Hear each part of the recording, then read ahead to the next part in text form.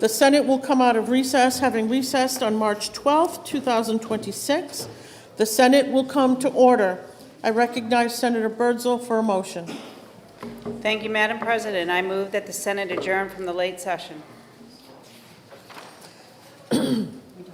All in favor say aye. Aye. All opposed say no. The ayes have it. The motion to adjourn passes. We are now in the early session. The Senate will be attentive to our chaplain. He's not here. Oh, he's not here. Okay. Sir, would you like to come forward? This is a this is a guest of Senator Avard's, who's here today. So I guess we're going to get a twofer today. Thank you. Please introduce yourself. Yes, I'm Peter Chamberlain, and I pastor the Granite State Baptist Church right here in Concord. And let's pray together. Our Heavenly Father, I come to you through my Lord and Savior. I thank you so much for this opportunity for our state. I thank you for every senator that is here.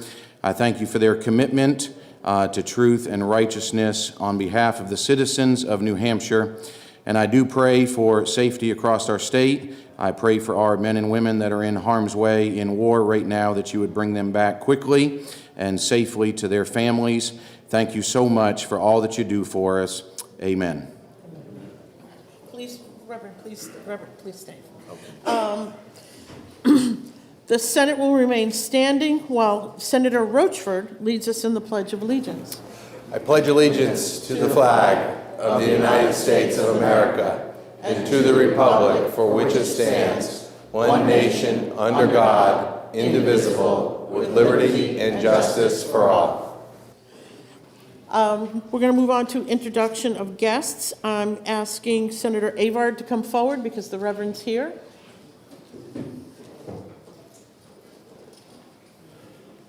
Thank you, Madam President.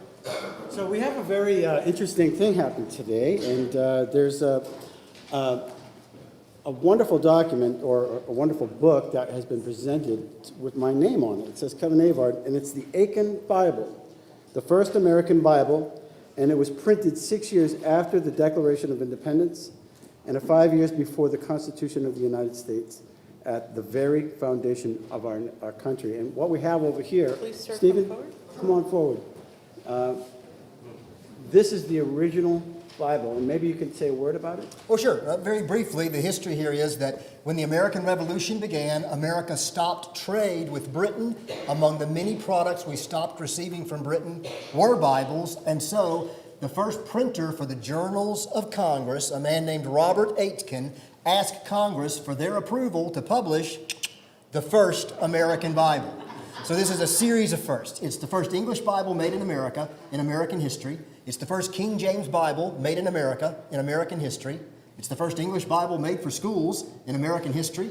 It was printed only 6 years after the Declaration, and as you mentioned, it predates our Constitution.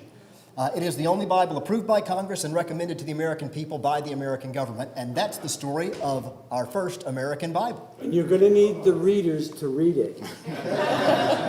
Wow, it's such small print. But I think there's a special gift for everyone here, if you so choose to want one, with your name written on it, I believe. Yes, you can just outside here in the hallway, courtesy of Granite State Baptist Church, New Hampshire Cornerstone, and churches here in New Hampshire have sponsored for that. And I would officially like to present one to the Senate for their archives, if that would be okay. Thank you. And to be able to have that. And so we are outside here. If you would like one, that would be fine. And no problem at all. We'll be here through the lunchtime hour. Thank you. Thank you. Thank you. How appropriate is it when we're in our 250th anniversary of the founding of our country? Next, I'm going to recognize Senator Ricciardi and Senator Abbas. They have a guest. Thank you, Madam President. I have the honor and privilege of attending Friends of Anya last week, and I met this young woman who volunteers weekly. She was such an inspiration. Her name is Sophia Stagnanelli. Want to stand up so we can clap for you?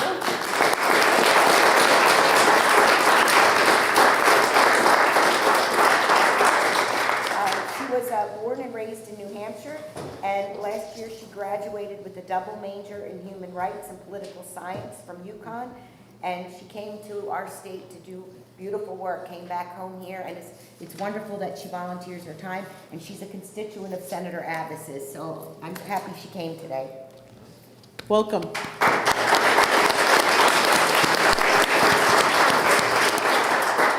I recognize Senator Murphy for an introduction of a page.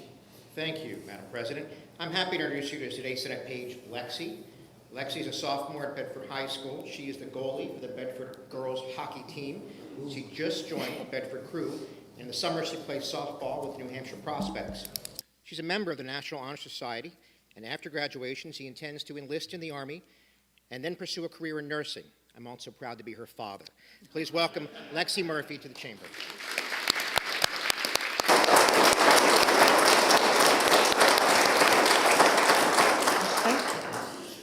Okay. You may have a seat. Okay.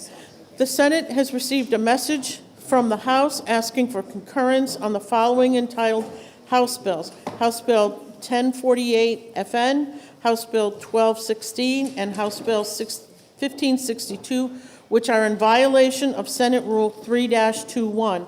Therefore, without objection, the clerk is instructed to return the bills to the House.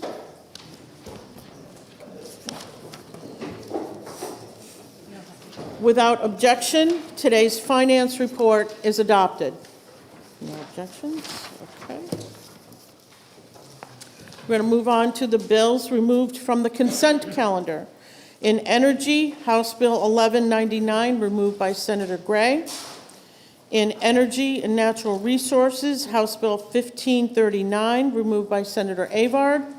In Finance, Senate Bill 541, removed by Senator Lang. In Finance, Senate Bill 661, removed by Senator Perkins Coca. Health and Human Services, Senate Bill 504, removed by Senator Rochford. And Health and Human Services, Senate Bill 613, removed by Senator Birdsell.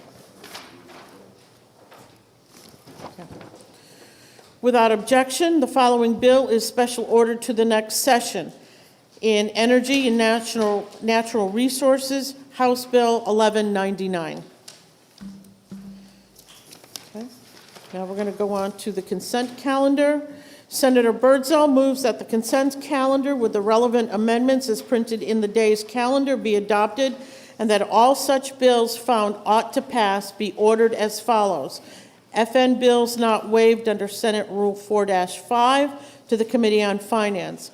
Non-FN bills approved for referral to Finance by the day's fiscal FN report to the Committee on Finance, and all other bills to third reading. All in favor say aye. Aye. All opposed, no. The ayes have it. The consent calendar is adopted. We are now moving on to the regular calendar, and the Senate will be attentive to the clerk.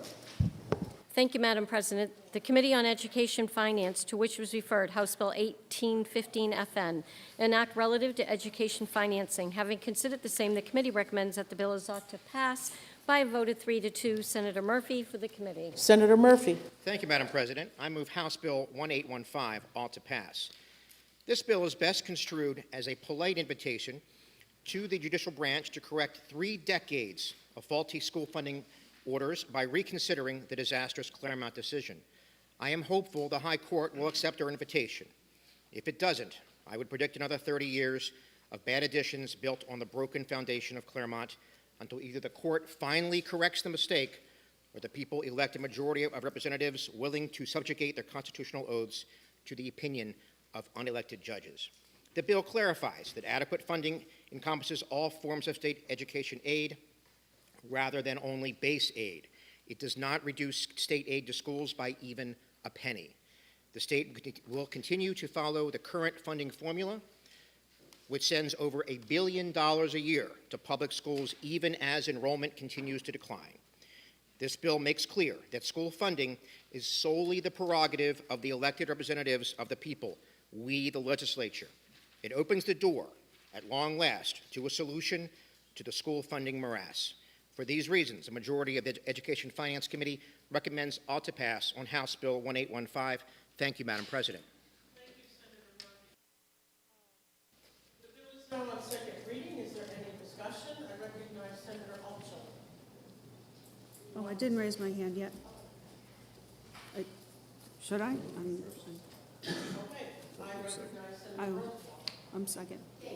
President, I rise to speak in opposition to the pending motion on House Bill 1815. To put it bluntly, this bill does nothing, well, nothing good, at least.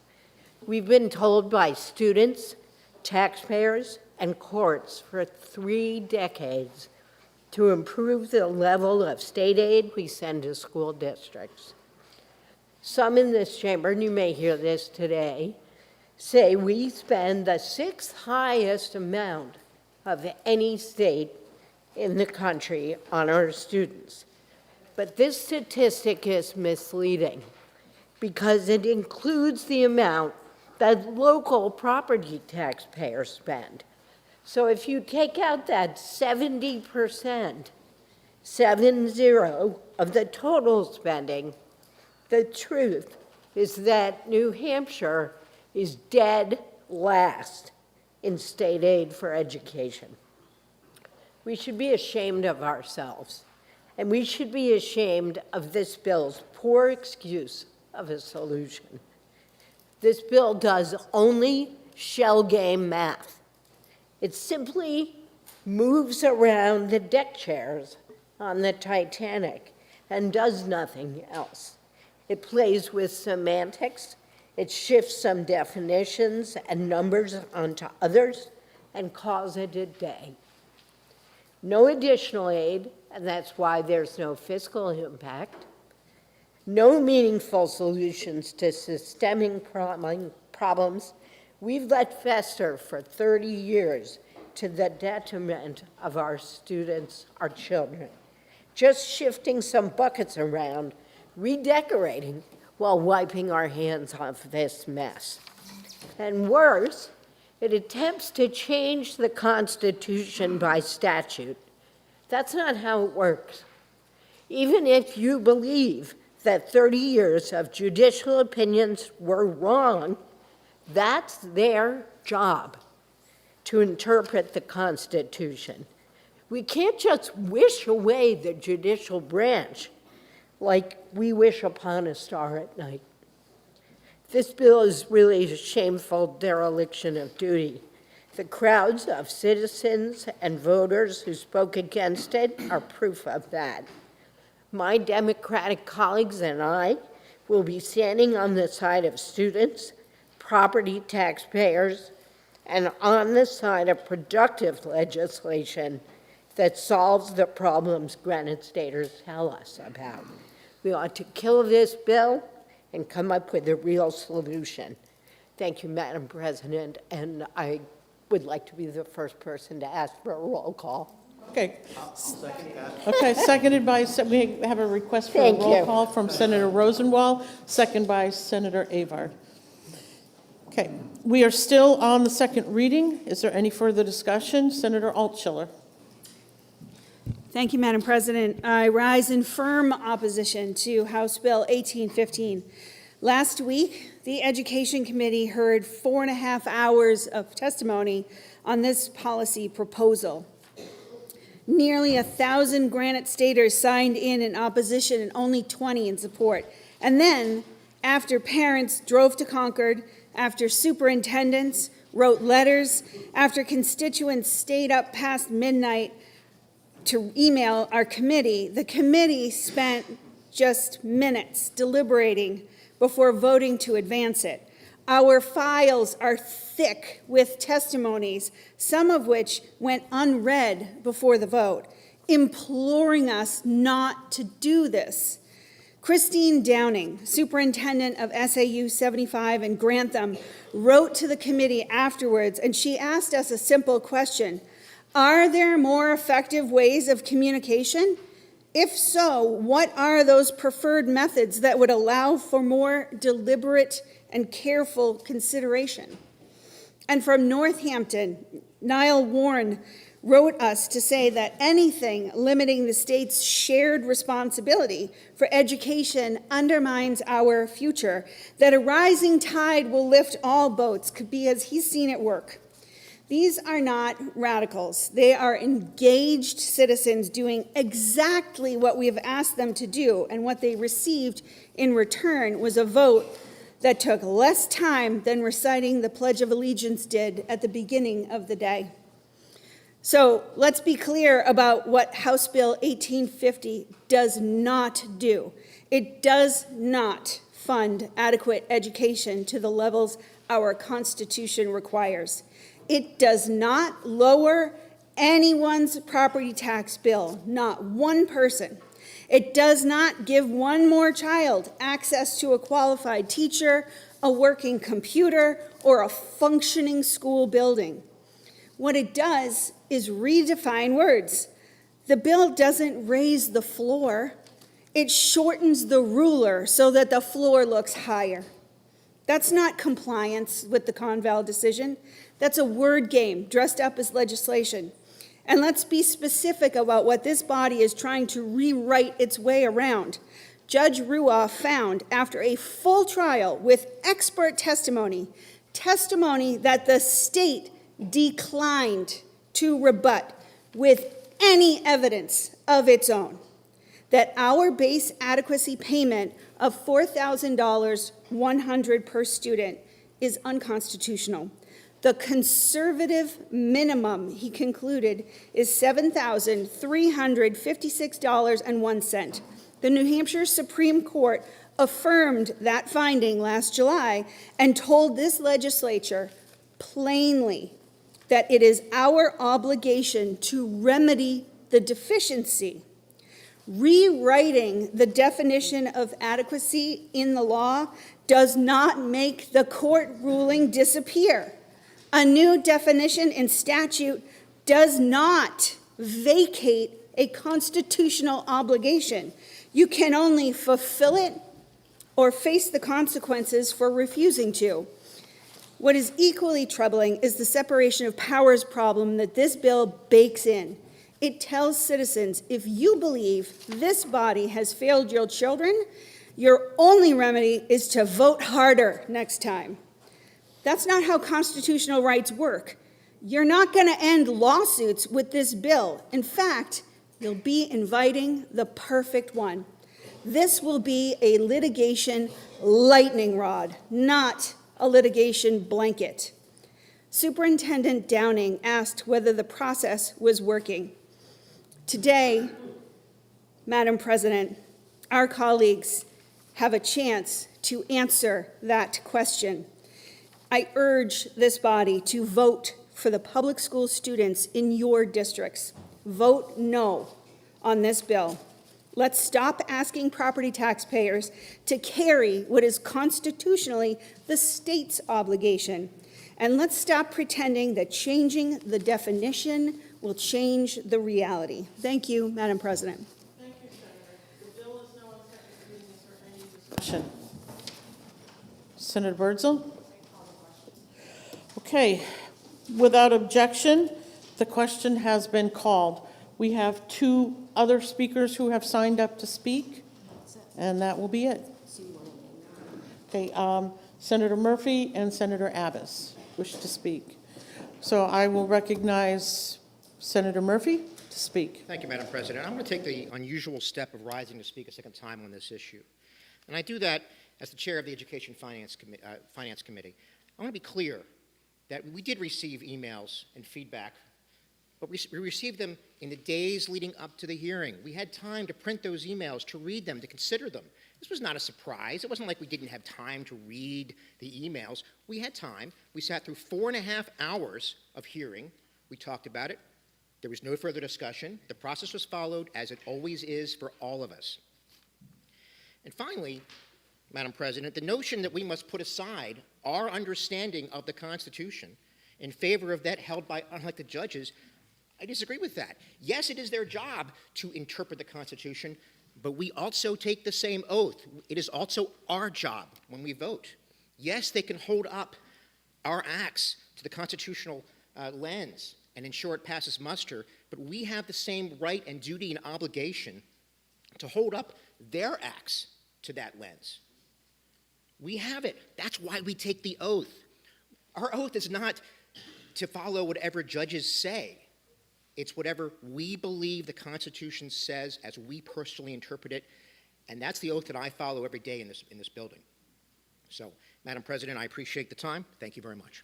Thank you, Senator. I will call on the last speaker, Senator Abbas. Thank you, Madam President. I rise in support of the committee's recommendation of ought to pass on HB 1815. One of the basic principles in the founding of this country, in our system of government, and it applies across all 50 states, is the separation of powers and checks and balances. It's been something that we've practiced on day one. HB 1815 restores the basic checks and balances built into the New Hampshire Constitution. In the recent court decision, the Conval decision, the trial court went well beyond that authority and asserted its own policy, not the legislator's policy, the court's preference. And they are attempting to order this body to make additional spending of over $500 million per year. And the Supreme Court upheld that overreach, but recognized it simply doesn't have the authority to make that, to order the legislator to direct how they spend money and how they raise money. So they already acknowledge this inconsistency. The courts have also been very clear and very consistent when it comes to adequacy. What is an adequate education? It's the legislator that defines that. And who is better to speak about the legislative intent than this body right here? Because we are the legislator. Well, HB 1815 corrects that overreach and corrects some of the basic errors, I believe, that were done in interpreting the existing law. For 25 years, the legislature has funded local school districts.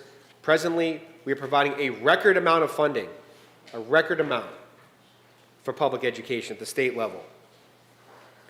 But some children have different learning needs, have different priorities when it comes to how they are educated best, and that's where the differential aid comes into play. The court completely ignored the differential aid in its entirety. The individuality of students' particular needs was completely ignored as part of what an adequate education is. That includes special education, ignored. It came up with one set number, except this number, and this is the number that would apply all throughout the state, despite costs being different in different parts of the state. We have done a lot to better educate children throughout the state. We've set a maximum class size, but this was all ignored. HB 1815 reaffirms the legislature's authority to make the policy decision on how to spend taxpayer dollars and how to raise revenue. The bill focuses on the state's responsibility on the 11 core academic areas, 9 of which, I would emphasize, were passed when the Democratic Party had the majority in the legislature. And since then, 2 additional ones have been added for financial literacy and computer science. The bill leaves in place the education funding formula that's sending a record amount of money to the schools. That's going to remain in place. We're not cutting any money from public education. We're not raising any taxes. We're not raising property taxes by a single penny. We are not creating an income tax, which people suggested right in front of this building. We're not raising the statewide education property tax, which some people have requested right in front of this building. We're not doing any of that. We're also preserving that the local districts get to control their spending, and they control their budgets. And those are voted on at the local level, where my opinion is your voice matters the most, is at the local level. The deliberative sessions, if you go to your town, that's where you have an opportunity to impact the money spent on your schools.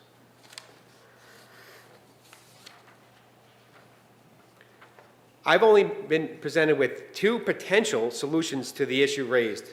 One, I see the legislation in front of me, and then there's the income tax proposal that I've heard. Well, I know which one I support. I don't support raising taxes and raising property taxes. I don't think that's the answer for Granite Staters. And I don't think that's the answer to the funding issues that people bring up.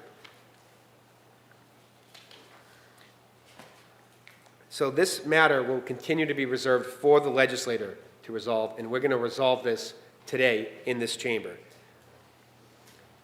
Now, raising and spending money is the core responsibility of the legislative body along with the executive office, and we're going to restore those checks and balances. We're not going to lose our checks and balances and give those up. That weakens this entire chamber and weakens the chamber on the other side of the wall. We're going to do our duty today, and please, so join me, support the committee's recommendation of ought to pass. Thank you, Madam President. Thank you, Senator. The bill is on second reading. We have had the question has been called. I do have two individuals that wish to do some PIs. So I would just like to remind everyone that it's not proper to use an inquiry to continue the debate under the guise of asking a question. It is also not an opportunity for another floor speech. A parliamentary inquiry is at the end of the debate as follows, and it is an opportunity to summarize in a sentence 2 or 3 arguments from the debate. So, Senator Altschiller wishes, oh. Okay, we will be in a, how long do you need, Senator? 2 minutes.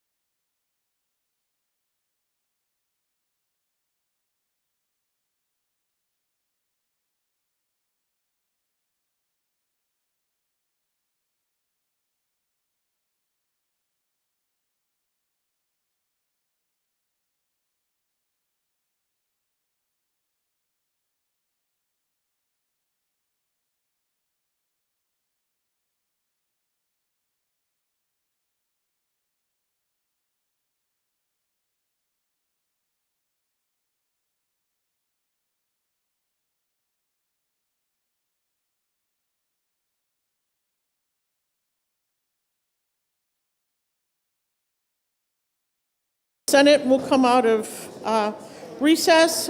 Before we get started, where's Senator Sullivan?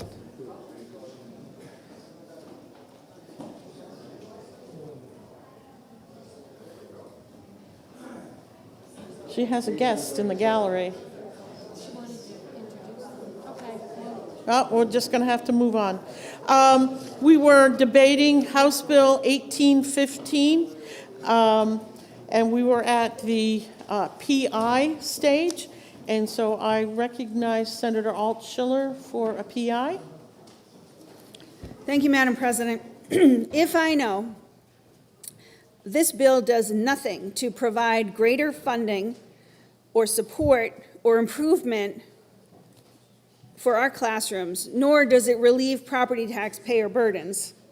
And if I know that this bill does not work in the interests of students or schools or parents or taxpayers, it serves the interests of legislators who do not want to be held accountable for 30 years of refusing to do one simple job, fund education adequately. And finally, if I know we have met our constitutional obligation to fund education before without an income tax, and despite alarming proclamations from some members, literally no one is proposing one now, will I now vote no on the ought to pass motion. Thank you, Madam President. Thank you, Senator. I recognize Senator Lang for a PI. Thank you, Madam President. Thank you, colleagues. If I know that the court used a single line in a $1 billion plus state education budget, ignoring all other financial efforts by the state to provide an education for our children here in New Hampshire, and if I believe that this is in direct conflict to the legislative intent of our education funding process, and lastly, if I know that this bill clarifies legislative intent, giving us a clean baseline to be able to move forward, would I now push, or would I, sorry, back in the House, would I now vote yes? Thank you, Madam President. Thank you, Senator.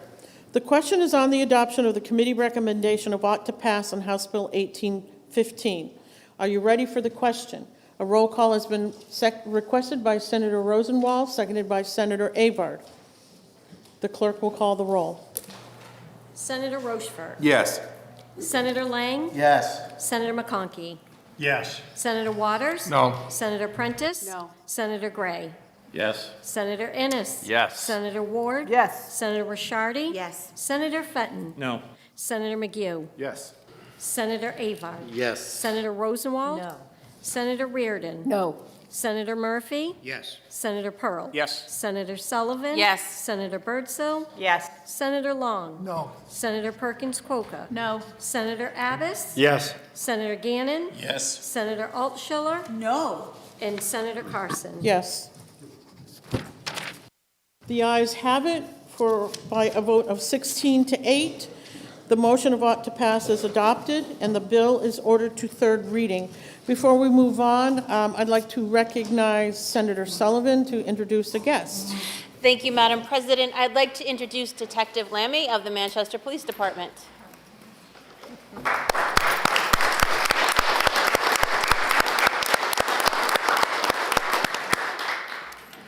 To the New Hampshire Senate. Okay. I recognize Senator Birdsell.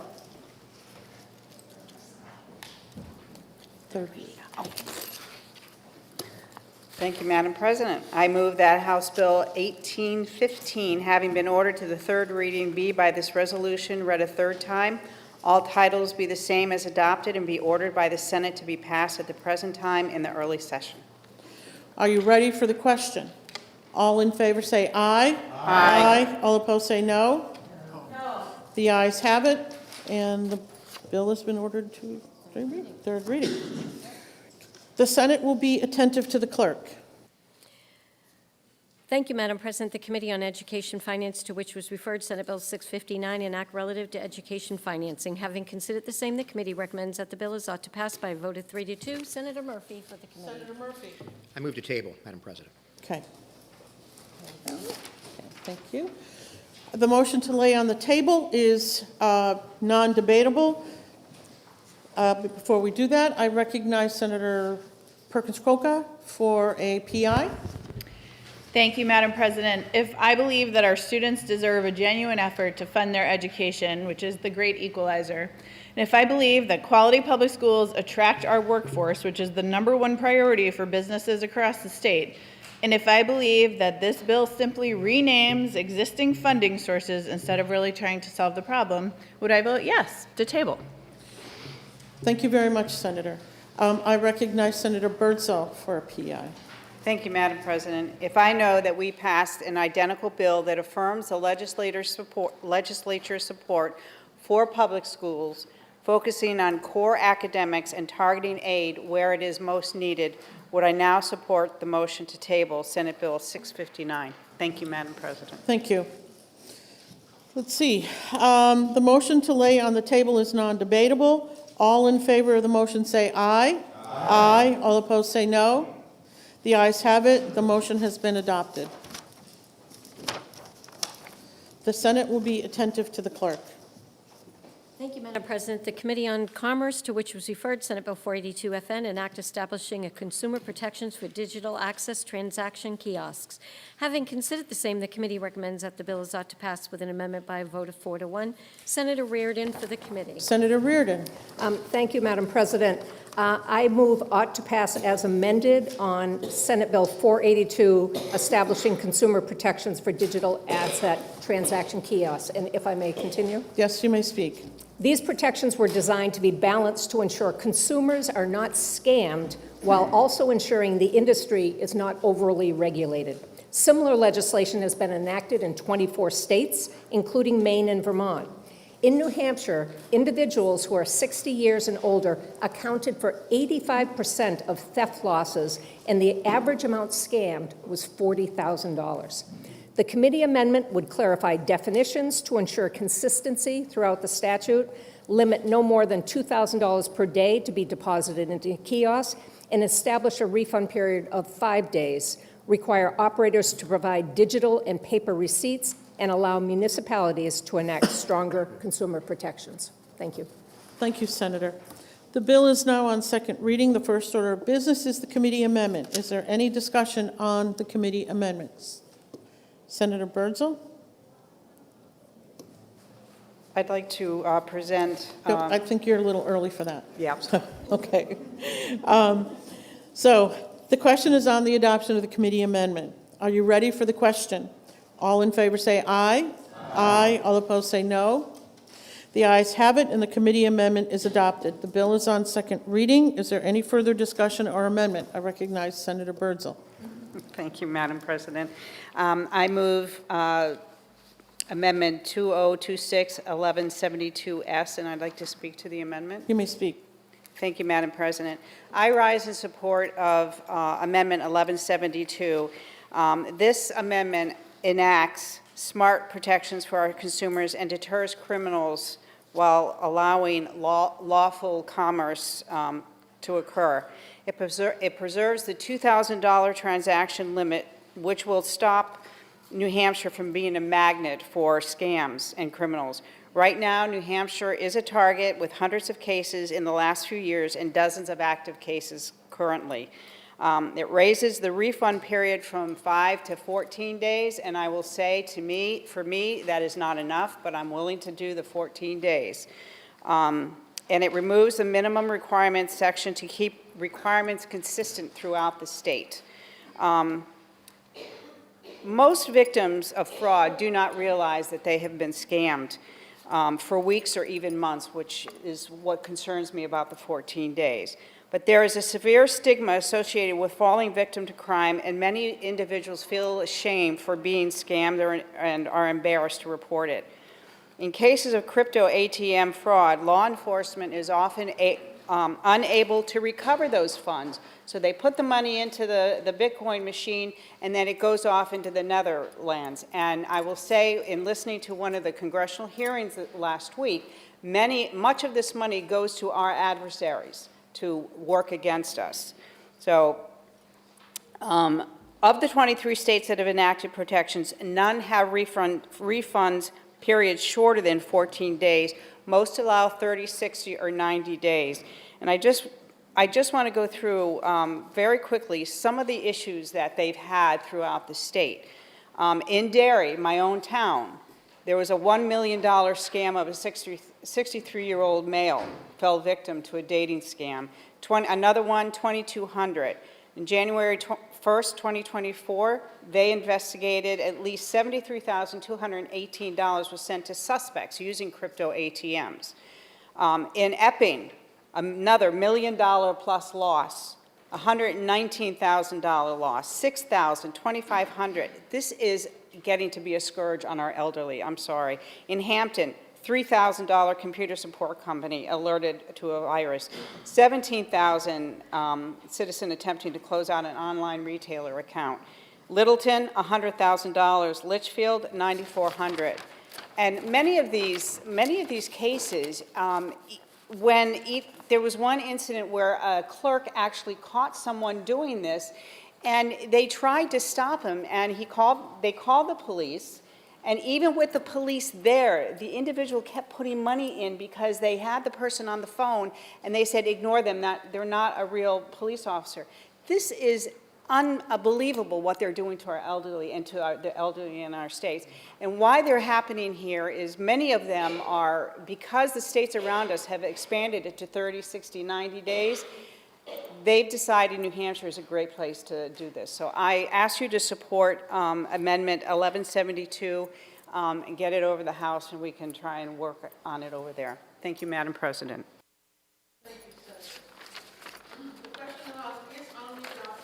Amendment 1172.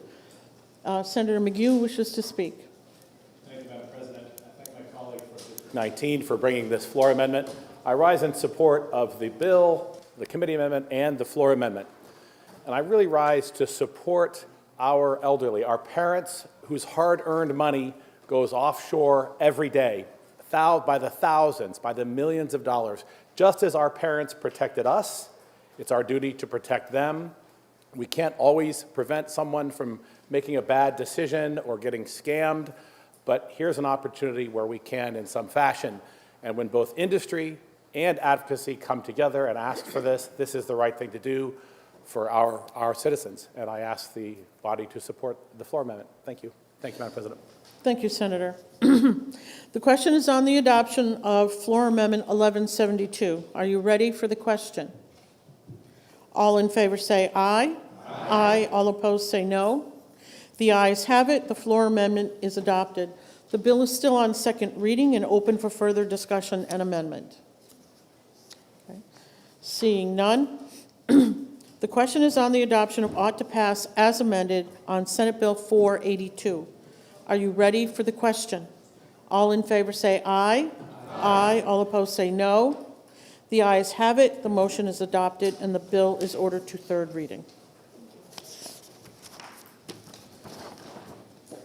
The Senate will be attentive to the clerk. Thank you, Madam President. The Committee on Energy and Natural Resources, to which was referred, Senate Bill 447, an act enabling electric utilities to own, operate, and offer advanced nuclear resources relative to purchase power agreements for electric distribution utilities and limitations on community customer generators. Having considered the same, the committee recommends that the bill is ought to pass with an amendment by a vote of 4 to 1. Senator Avard for the committee. Thank you, Madam President. I move Senate Bill 447 ought to pass with amendment. This bill enables New Hampshire electric utilities to own, operate, and offer advanced nuclear resources and to pursue long-term power purchase agreements for a wider range of electricity sources. It reflects a proactive strategy to stabilize energy prices and increasing energy reliability in our state. This legislation provides tools to address the challenges, and it permits utilities to issue requests for proposals for multiple years energy agreements. And it allows those proposals to include advanced nuclear technologies, such as small modular and next-generation reactors. The bill aligns with long-term state energy planning and affirms that New Hampshire is open to clean, reliable, and innovative energy solutions. I respectfully ask for your support to move SB 447 ought to pass with amendment. Thank you, Madam President. Thank you, Senator. The bill is now on second reading. The first order of business is the committee amendment. Is there any discussion on the committee amendment? I recognize Senator Waters. On the bill? Okay, thank you. The question is on the adoption of the committee amendment. Are you ready for the question? All in favor say aye. Aye. All opposed say no. The ayes have it, and the committee amendment is adopted. The bill is on second reading. Is there any further discussion or amendment? I recognize Senator Waters. Thank you, Madam President, colleagues. I want to rise in support of the bill and to congratulate the chairman and the members of the committee for the good work on this. And I would say the chairman is far too modest because it does take an all-of-the-above approach to what some of the things we're trying to do to increase generation, and in particular, this bill fulfills some of the really important long-standing work that we've been trying to do in the Senate on some net metering issues and community solar and so on. So it's an interesting package, and I think it really is going to move us where we need to be for our energy future. Thank you, Madam President. Thank you, Senator Waters. I recognize Senator Rosenwald to speak. Thank you, Madam President. I rise to oppose the ought to pass motion, and I do so because I believe strongly that it is fiscally irresponsible to shift financial risk from a private electric generator corporation to the ratepayers of New Hampshire.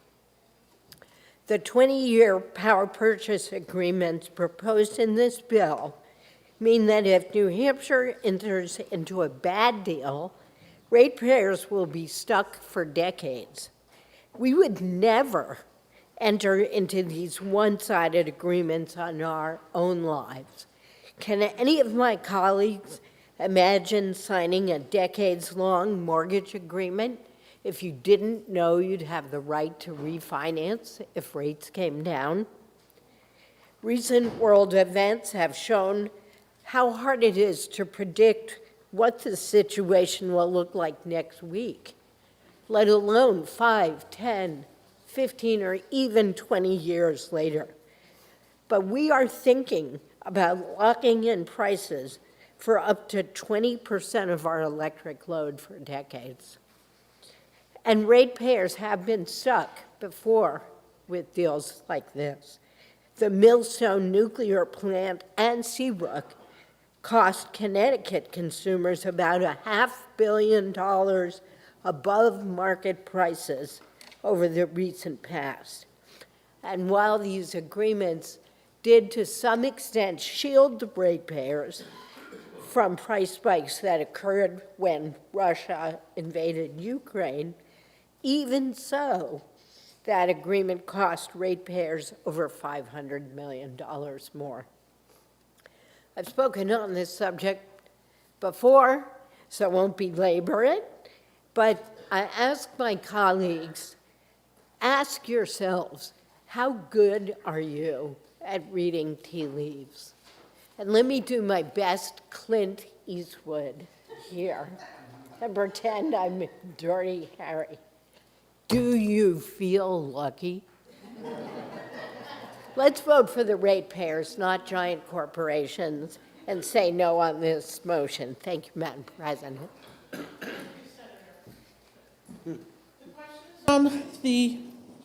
The question is on the adoption of ought to pass as amended on Senate Bill 477. Are you ready for the question? Senate Bill 447. All in favor say aye. Aye. All opposed, no.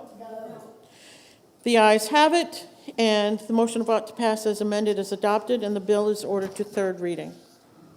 The Senate will be attentive to the clerk.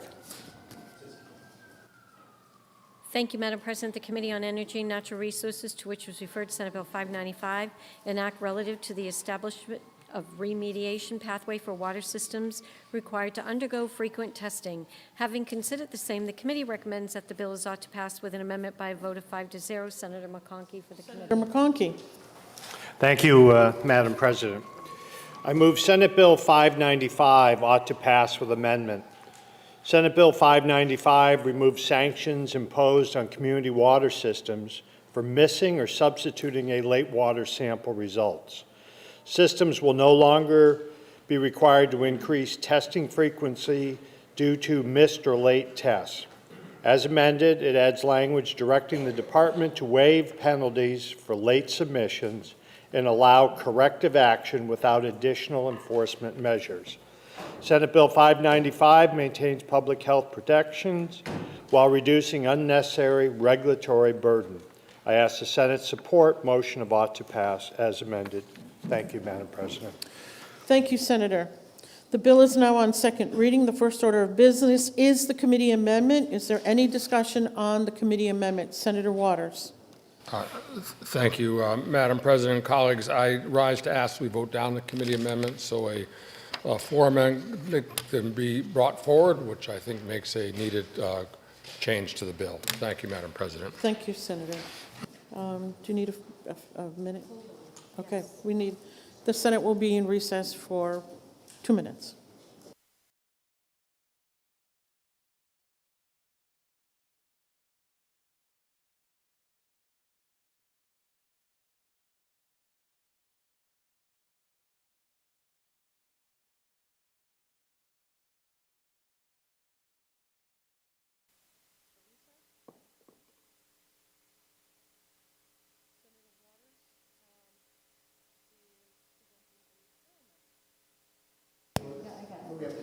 Oh, sorry, we have to deal with the committee amendment, sorry.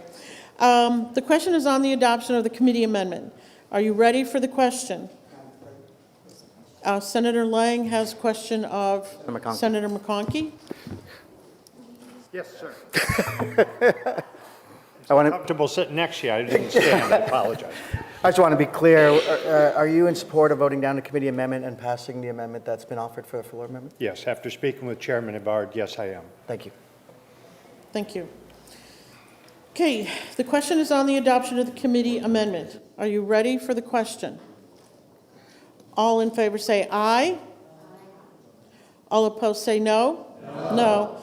The noes have it. The committee amendment has failed. The bill is on second reading. Is there any further discussion or amendment? Senator Waters. Thank you, Madam President. Colleagues, I rise to introduce Floor Amendment 119S, and I'll speak to the amendment if I may. You may speak. Thank you. The sponsor brought forward a good bill. We really need to do what is proposed in the bill for the water systems. This is important for the communities. The amendment, however, the committee amendment also included some language on line 13, which created, I think, some unintended consequences. The amendment restores the original language that says no less stringent than the most recent standards from the EPA. And it had added, though, or no more. And that "oh, no more" is what we voted down by voting down the committee amendment. And let me just remind us about how important it was for the state to have the ability to set state standards on PFAS. There were highly inadequate and almost no standards from the EPA when we realized what was happening, the public health crisis that was created by PFAS and really continues. So we set a standard of 12 parts per trillion, and other states did as well because the science supported that that's going to save some lives, and we did. And then the EPA leapfrogged us to 4 parts per trillion. Well, good, and that's where it ought to be. There is a lot of conversation now that some of the other standards on lead in drinking water, on asbestos and other chemicals may actually be eliminated. And so whatever may happen down in Washington, we need to protect the people of New Hampshire. So that's why the floor amendment is here. Thank you, Madam President. Senator. The question is on the adoption of floor amendment number 1119. Is there any further discussion? Seeing none, are you ready for the question? All in favor of the floor amendment say aye. Aye. All opposed say no. The ayes have it. The floor amendment is adopted. The bill is still on second reading and open for further discussion and amendment. Seeing none, the question is on the adoption of ought to pass as amended on Senate Bill 595. Are you ready for the question? All in favor say aye. Aye. All opposed say no. The ayes have it. The motion is adopted, and the bill is ordered to third reading. Choir. Okay, well, that's good, because we just finished this one. Okay. So everyone will hold tight. We have some special guests that are going to be coming into the chamber. Why don't we let them in, please? Yep. And, yep, the Hudson. No, it's the Hudson Middle School. Is there? Okay, there's. Hudson Middle Hi. School. This is. Well, they can come all the way across. Yeah. Yes. They can come down all the way across. There's plenty of them, so let's come all the way down. Yep.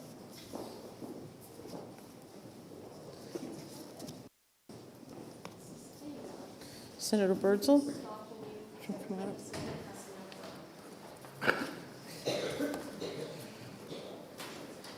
up. I'm asking Senator Birdsall to come up and present this resolution to the Hudson Memorial School Swing Choir in recognition of the fact that they are all talented singers who are going to fill the Senate chamber today with their beautiful voices on Crossover Day.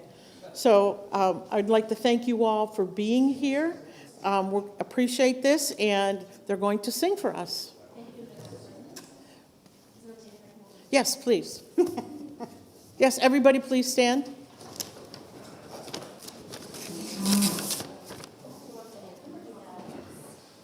You know, why don't you sing what you want?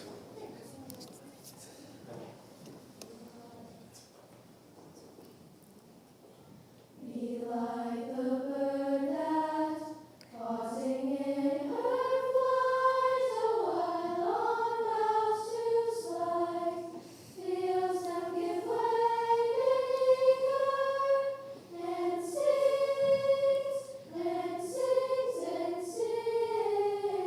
knowing she hath wings. Be like the bird that, pausing in her flight, a while on boughs to slide, feels like the bird that, pausing in You're going to introduce someone's granddaughter? Oh. Do you want to? Okay.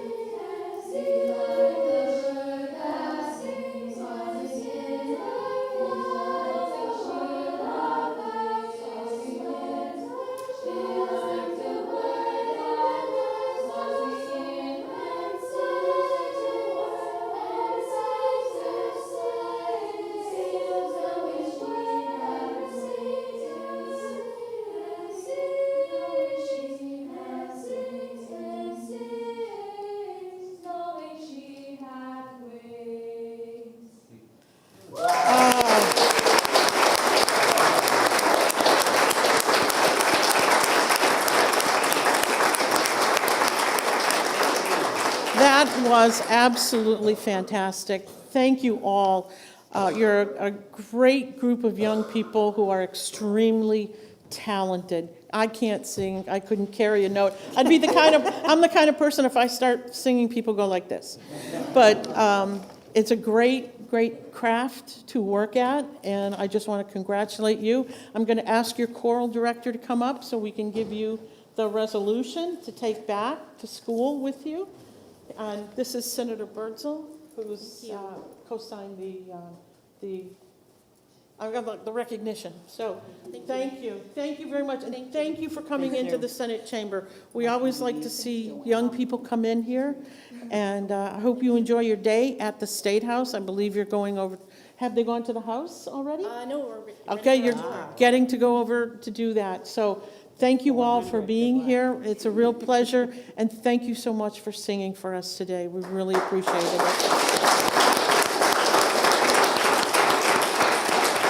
Thank you.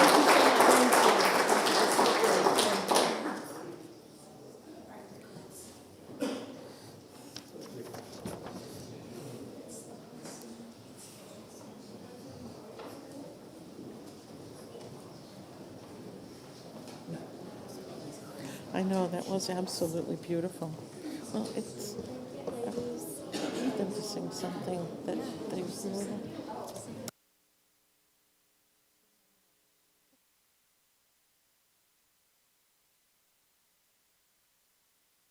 To the calendar, the Senate will be attentive to the clerk. Thank you, Madam President. The Committee on Executive Departments and Administration, to which was referred CACR 13, a resolution relating to registers of probate, providing that the Office of Register of Probate and all references such office be eliminated. Having considered the same, the committee recommends that the resolution is ought to pass by a vote of 3-0. Senator Pearl for the committee. Senator Pearl. Thank you, Madam President. I move CACR 13 ought to pass. CACR 13 would remove the position of Register of Probate and all references to the position of Register of Probate. This elected position is on the county level and has no authority, function, or responsibility. This change came 15 years ago after reforms to the court system moved the duties and function of the office elsewhere. Nevertheless, the position is up for election every 2 years due to its inclusion in the New Hampshire Constitution. This amendment would give voters the opportunity to address this issue and eliminate the now defunct position. While there has been an effort in the past to address the issue, it did not receive the necessary 2/3 vote to pass. This version of the CACR presents a clearer ballot question to the voters so it can be easily understood what is being presented to them. The Executive Departments and Administration Committee asks your support on the motion of ought to pass. Thank you, Madam President. Thank you, Senator. The bill is now on second reading. Is there any further discussion? I'd like to point out that this is a CACR. This does require a roll call vote, and in order to pass the Senate, we need 15 yes votes. So is everybody, just Senator Lang.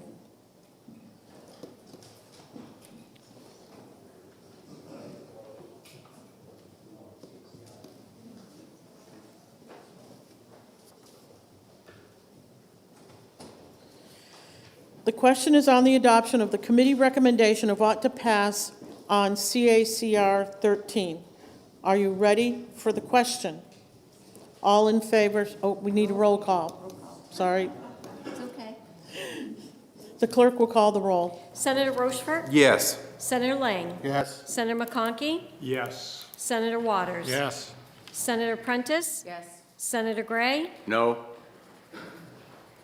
Senator Innes? Yes. Senator Ward? Yes. Senator Rishardi? Yes. Senator Fenton? Yes. Senator McGee? Yes. Senator Avard? Yes. Senator Rosenwald? Yes. Senator Reardon? Yes. Senator Murphy? Yes. Senator Pearl? Yes. Senator Sullivan? Yes. Senator Birdsell? Yes. Senator Long? Yes. Senator Perkins Coca? Yes. Senator Abbas? Yes. Senator Gannon? Yes. Senator Altschiller? Yes. Senator Carson? Yes. Thank you. We have met the constitutional threshold of 15 by a vote of 23-1. The ayes have it. The motion of ought to pass is adopted, and the bill is ordered to third reading.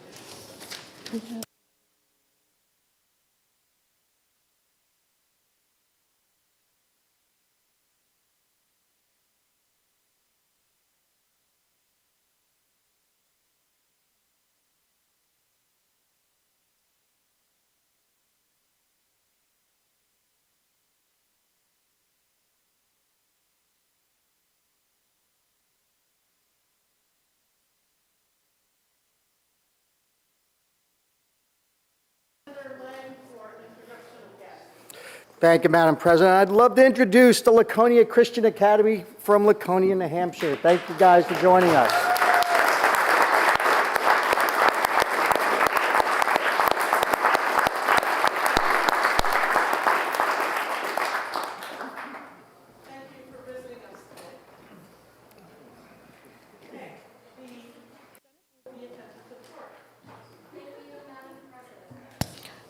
The Committee on Executive Departments and Administration, to which is referred Senate Bill 470 FN, an act relative to the expungement of certain disciplinary matters. Having considered the same, the committee recommends that the bill is ought to pass by a vote of 4-0. Senator Pearl for the committee. Senator Pearl. Thank you again, Madam President. I move Senate Bill 470 FN ought to pass. Senate Bill 470 allows licensees to petition for expungement of disciplinary records if the disciplinary action occurred more than 3 years before the petition, did not result in permanent revocation of licensure, and the licensee had no further disciplinary actions, no pending investigation, and remains in good standing. The Executive Departments and Administration Committee asks for your support on the motion of ought to pass. Thank you, Madam President. Thank you, Senator Pearl. The bill is now on second reading. Is there any discussion? Okay. Got a foreman. Okay. Nope, that's okay. I recognize Senator Rochford for a floor amendment. Thank you, Madam President, and I rise to introduce Floor Amendment 2026-1240S. And very briefly, I want to thank the committee for bringing this out. We were working on this Senate Bill 470, and we were up against two deadlines. The first deadline was the date in which the bill had to be reported out of the committee. The second deadline was maternity due date with one of the stakeholders that we were working on with this. So we did. I did work with the replacement, the temporary replacement for the stakeholder, and all this amendment does is it keeps 95% of what the committee passed, but it changed the date, the length of time post disciplinary action from 3 years to 7 years, and it also changed that the disciplinary action did not include a post-adjudicative suspension or permanent revocation of license. So, thank you. Thank you, Senator. Senator Rochford has presented the floor amendment number 1240. Is there any discussion on the floor amendment? Okay. Seeing none, the question is on the adoption of floor amendment 1240. Are you ready for the question? All in favor say aye. Aye. All opposed say no. The ayes have it, and the floor amendment is adopted. The bill is still on second reading and open for further discussion or amendment. Okay. Seeing none. The question is on the adoption of ought to pass as amended on Senate Bill 470. Are you ready for the question? All in favor say aye. Aye. All opposed say no. The ayes have it. The motion is adopted, and the bill is ordered to third reading.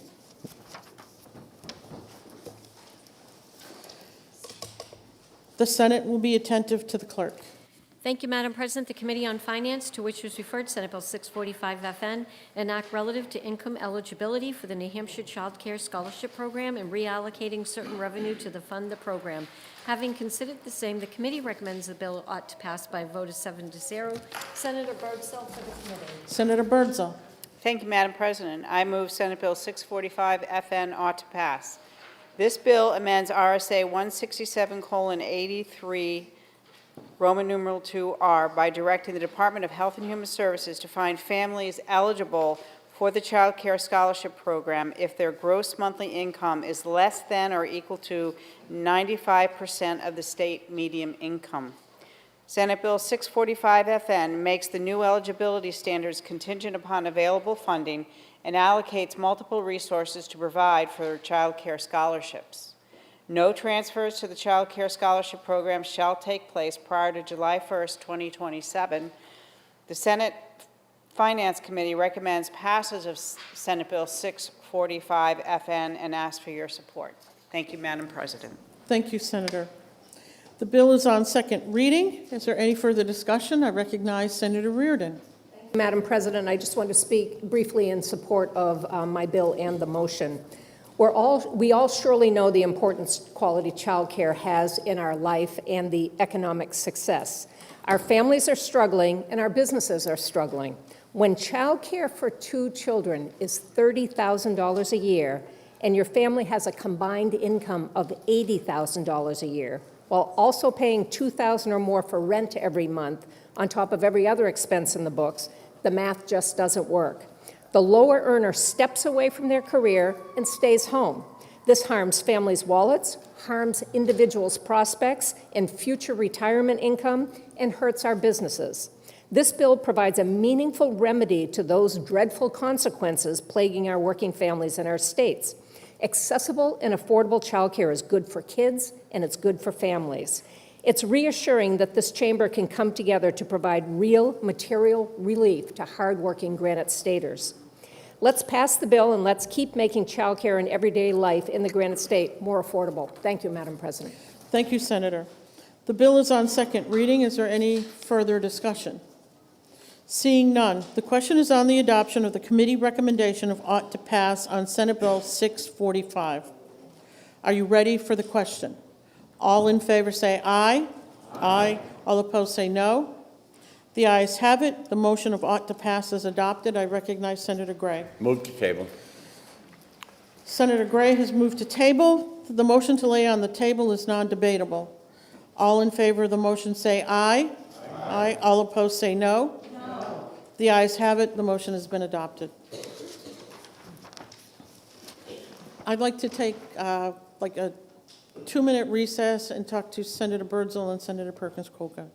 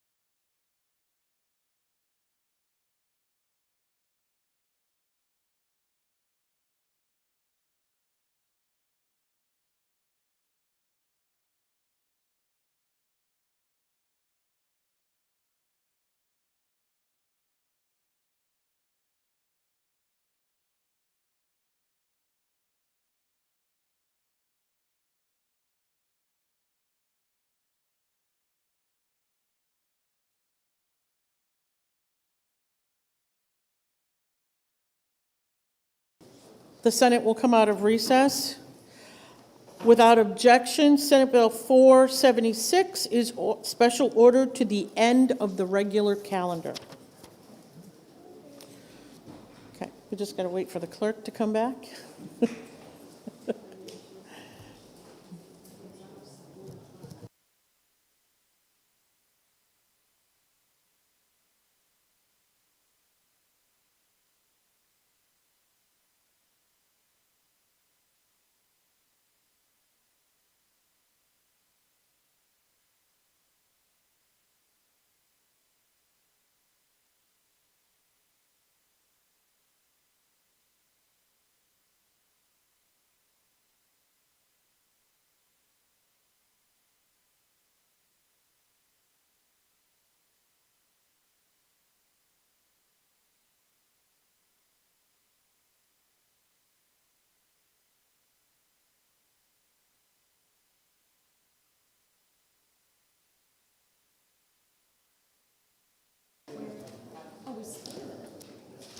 The one that we talked Yeah, about? yeah. I just have to move it. We ended up moving a lot faster than we had anticipated. We've got another hour until the next group comes in. So we're going to try to get as much done before then. So are you all set? I was looking for the bill, so I don't, there, I got Yep, it. I already did mine, so we're good. Here we go. The Senate will be attentive to the clerk.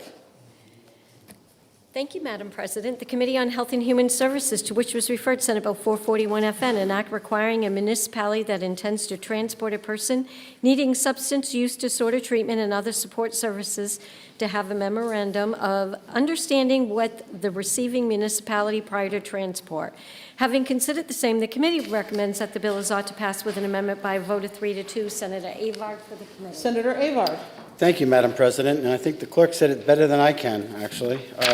But I move SB 441 FN ought to pass with an amendment. I'm actually going to ask you to vote down the committee amendment so that my colleague from District 19 can offer. You're 18? Senator Avard, didn't you look at the I looked cheat at sheet? it. You know I'm dyslexic, right? Okay. 18. I apologize. 19 is on my mind. Okay. Senator Avard, There's a you're song, blushing. hey, 19. You're There's blushing. All right. So anyway, I move ought to pass, but I would ask that the body would vote down the committee amendment so that my colleague from District 18 could offer her amendment and talk about it. Thank you, Madam President. Thank you, Senator Avard. The bill is on second reading. The first order of business is the committee amendment. Is there any discussion on the committee amendment? Okay. Just would like to remind everyone that Senator Avard has asked us to vote down the committee amendment so that a floor amendment by the senator from District 18 can offer the floor amendment. The question is on the adoption of the committee amendment. Are you ready for the question? All in favor say aye.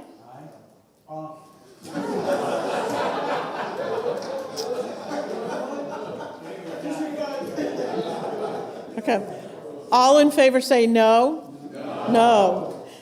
The noes have it, and the committee amendment fails. The bill is on second reading. Is there any further discussion or amendment? And I recognize Senator Sullivan for a floor amendment. Thank you very much, Madam President. I rise to offer floor amendment 2026-1245S, and I'd like to speak to my amendment, please. Speak. This simply fills in a gap in care that was brought to my attention.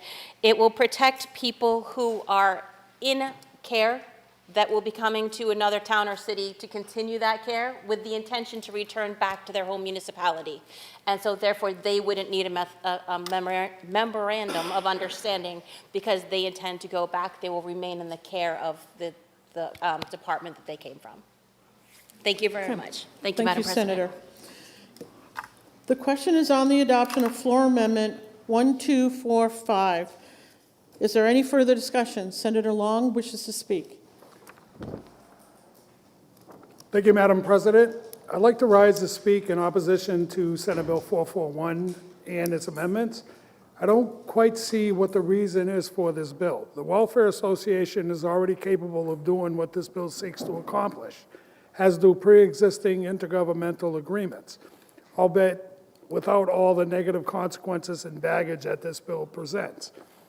What does this new policy mean for the Doorways program? Does this new policy mean that a woman from a North Country being sent to Manchester for shelter can be turned away?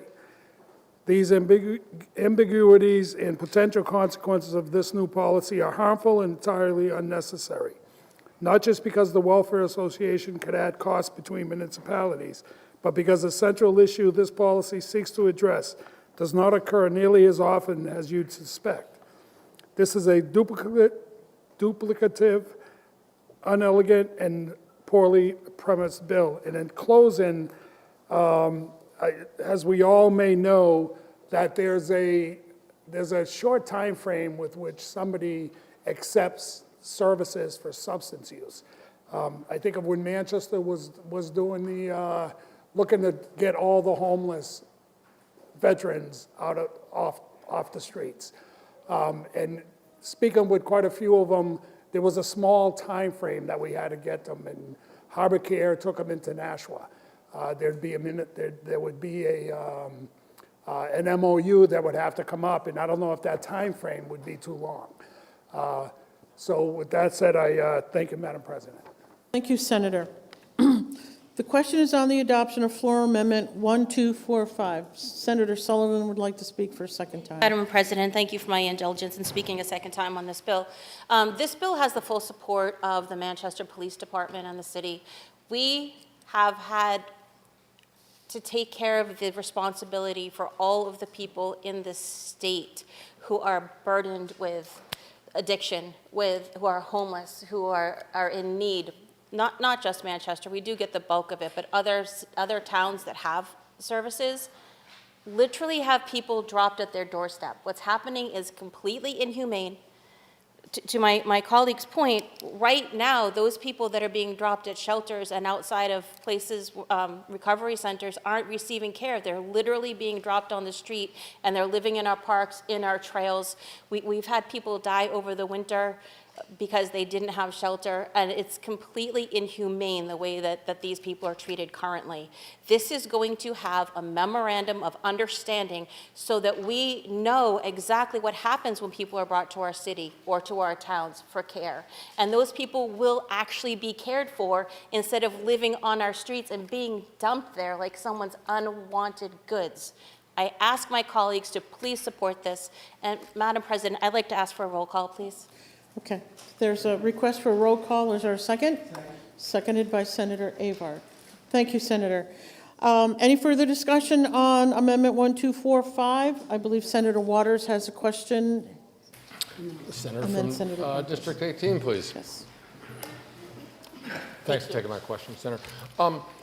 So I was wondering, since the probation center is there, and for the state prison who may want to be, as they do now, transporting folks down there because that's where the probation center is, would it, under this bill, be possible for Manchester to say, no, we won't do an MOU and you can't bring them here anymore? Thank you for the question. I do not foresee that happening. This is really intended for the people that are, we have documented cases where people are picked up off of the streets in other towns and dropped onto the streets in Manchester.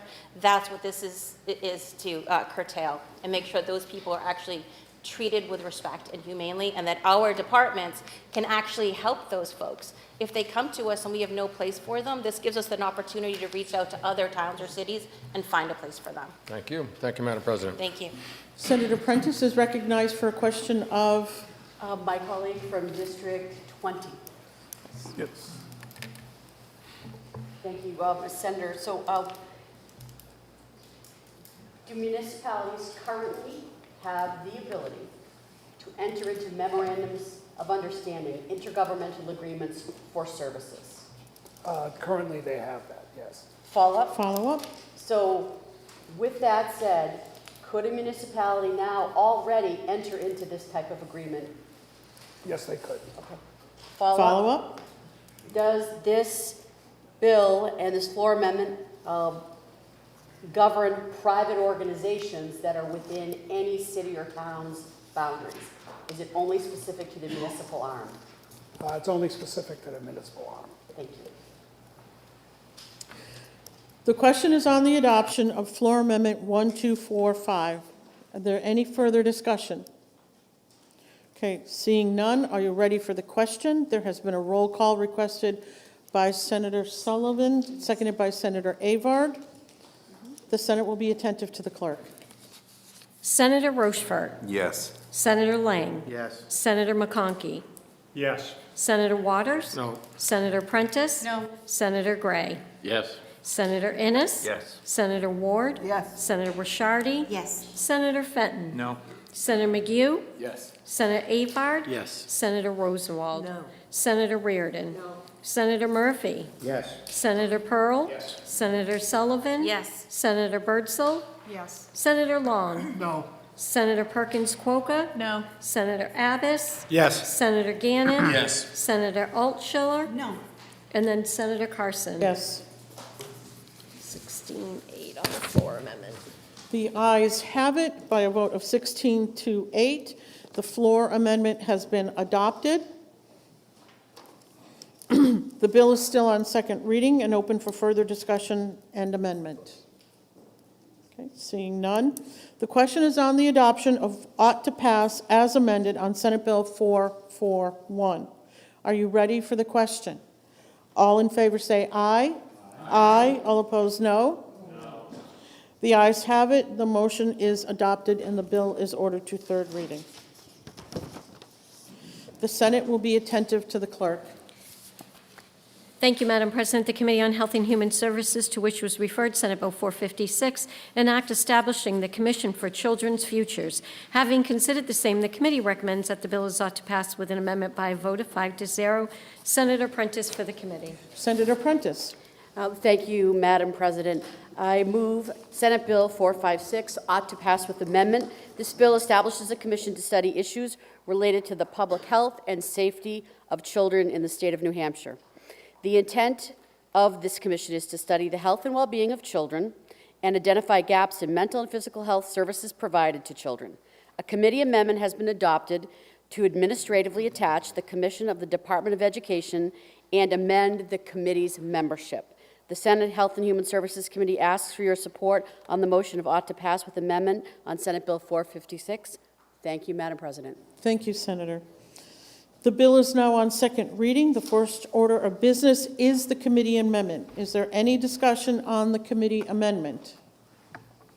Okay. Seeing none. Are you ready for the question?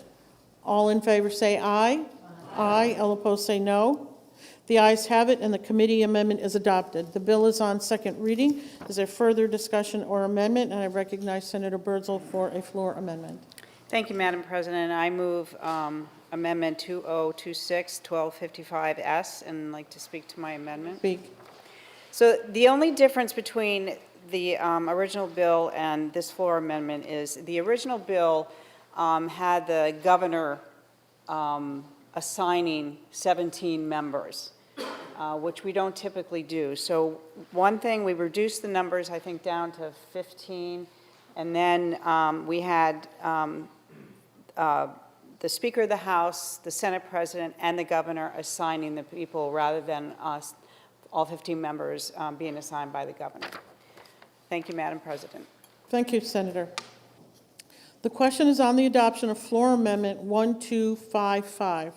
Are you ready for the question? All in favor say aye. Aye. All opposed, no. The ayes have it. The floor amendment is adopted. The bill is still on second reading and open for further discussion and amendment. Okay, seeing none, the question is on the adoption of ought to pass as amended on Senate Bill 456. Are you ready for the question? All in favor say aye. Aye. All opposed, no. The ayes have it. The motion is adopted, and the bill is ordered to third reading. The Senate will be attentive to the clerk. Thank you, Madam President. The Committee on Health and Human Services, to which was referred Senate Bill 647, an act authorizing the Department of Insurance to participate in a cooperative procurement group via intergovernmental agreement for prescription drug discount program. Having considered the same, the committee recommends that the bill is ought to pass by a vote of 5-0. Senator Rochefort. Senator Rochefort.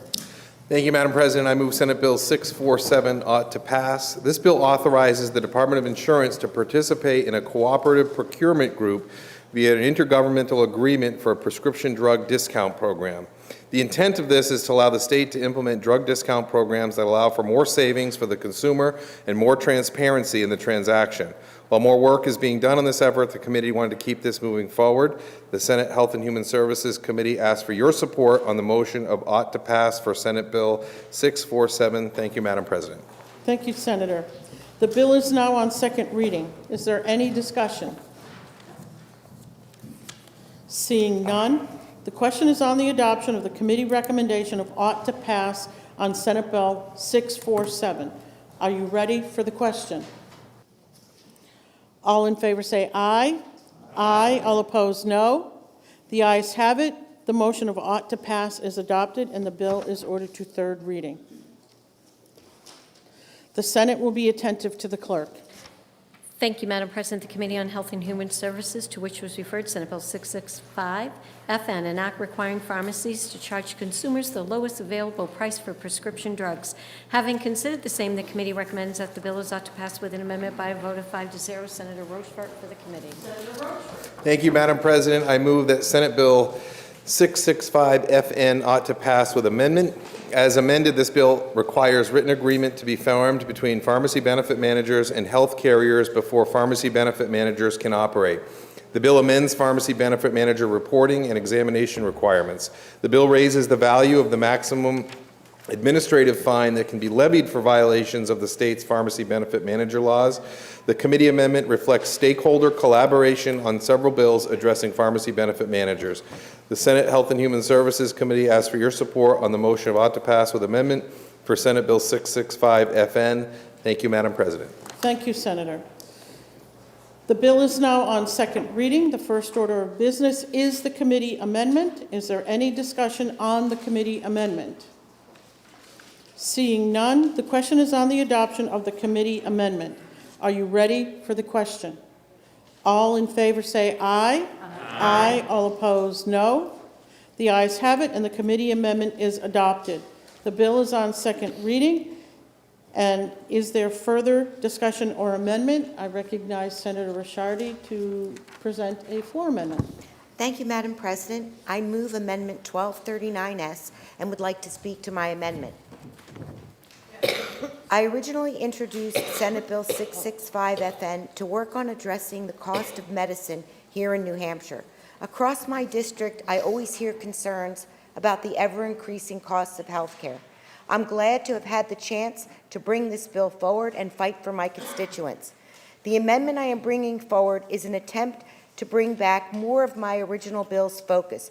While I absolutely understand that legislation often needs to change during the process, I feel that this amendment is a good compromise to address the fact that lower costs are often available to consumers without their knowledge.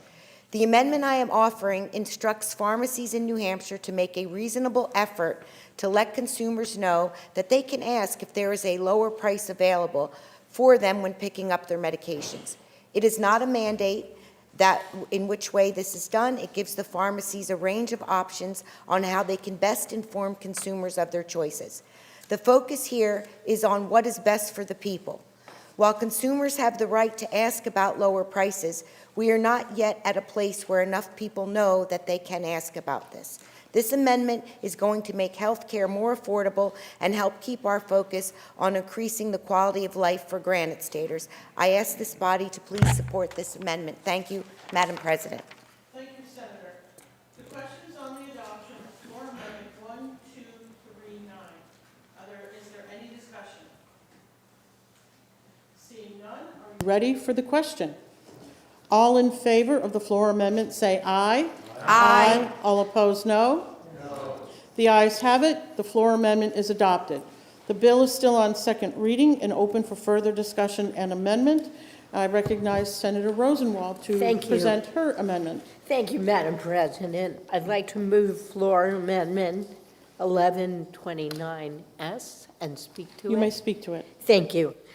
I think the HHS committee did a fantastic job on a very complicated subject, merging several bills into one that I hope we will all support. Inadvertently, they did not include one provision from one of the merged bills that will be very helpful in accessing pharmacy services, particularly in rural areas. This provision stipulates that all in-network pharmacies be treated equally financially. The PBM, the pharmacy benefits manager, cannot steer patients to a pharmacy they are affiliated with when there are other choices in network. I hope my colleagues will support this consumer protection and vote yes. Thank you, Madam President. Thank you, Senator. The question is on the adoption of floor amendment 1129. Is there any further discussion? Okay. Seeing none, are you ready for the question? All in favor of the floor amendment say aye.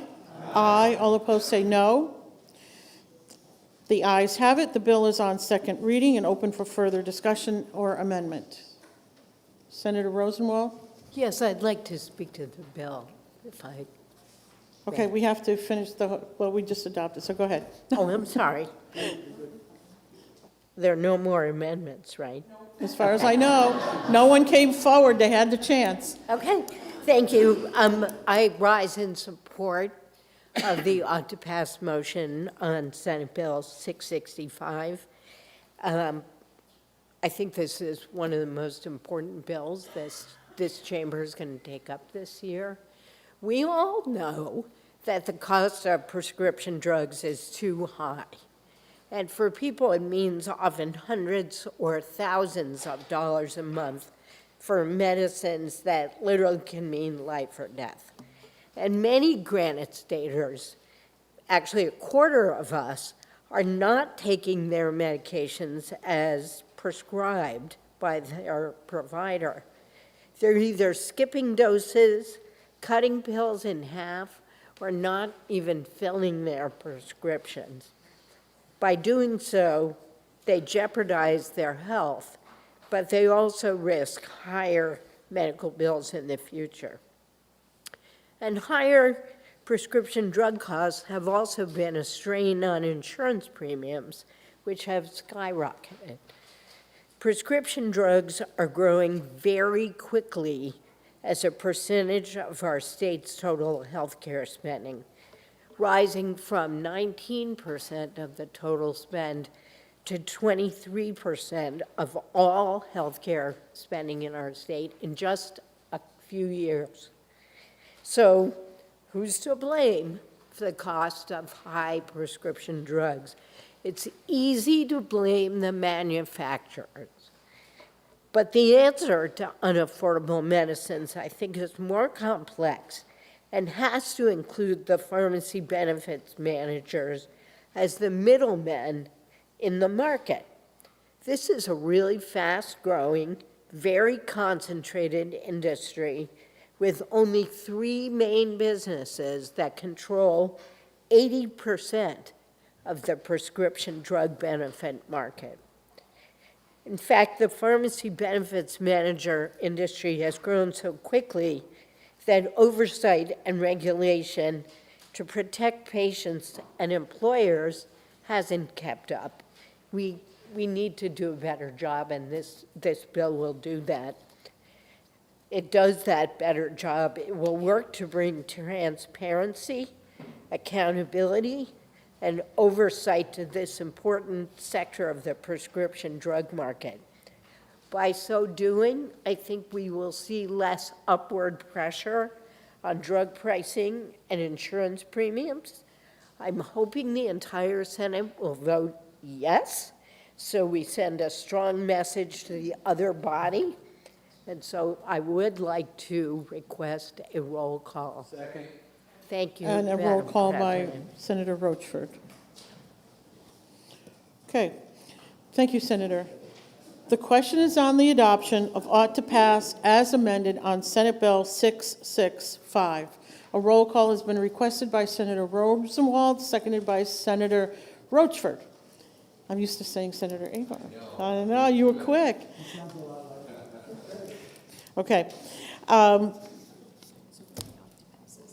Yes, it's ought to pass as amended. Are you ready for the question? The clerk will call the roll. Senator Rochford. Yes. Senator Lang. Yes. Senator McConkey. Yes. Senator Waters. Yes. Senator Prentice. Yes. Senator Gray. Yes. Senator Innes. Yes. Senator Ward. Yes. Senator Rishardi. Yes. Senator Fenton. Yes. Senator McGee. Yes. Senator Avard. Yes.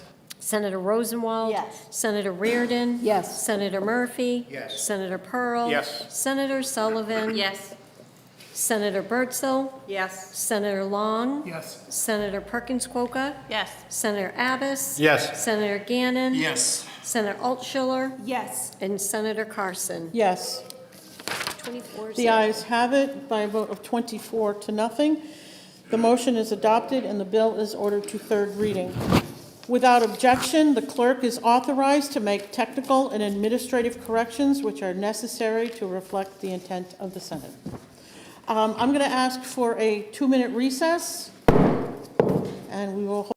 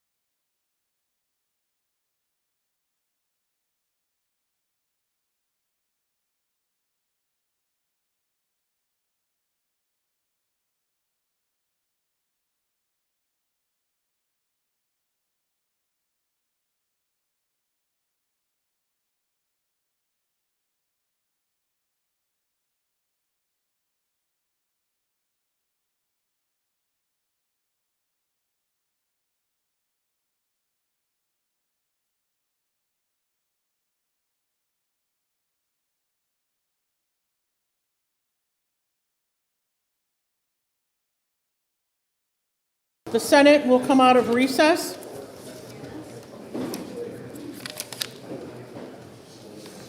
Without objection, Senate Bill 459 is special order to the end of the regular calendar.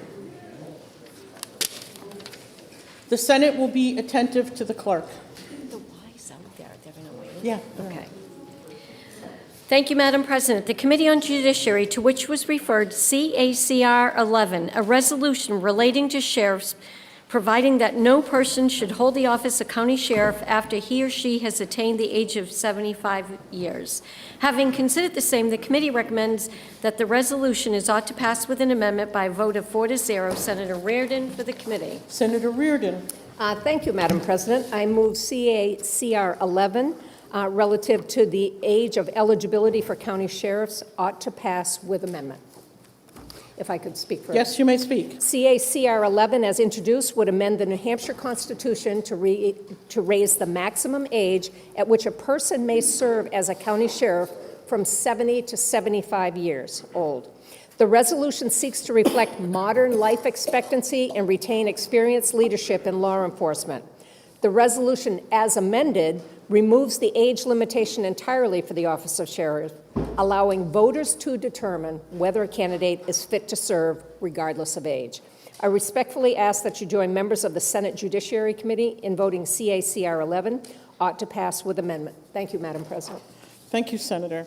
The bill is on second reading. The first order of business is the committee amendment. Is there any discussion on the committee amendment? Okay. Seeing none, the question is on the adoption of the committee amendment. Are you ready for the question? All in favor say aye. Yeah, but this is the committee amendment.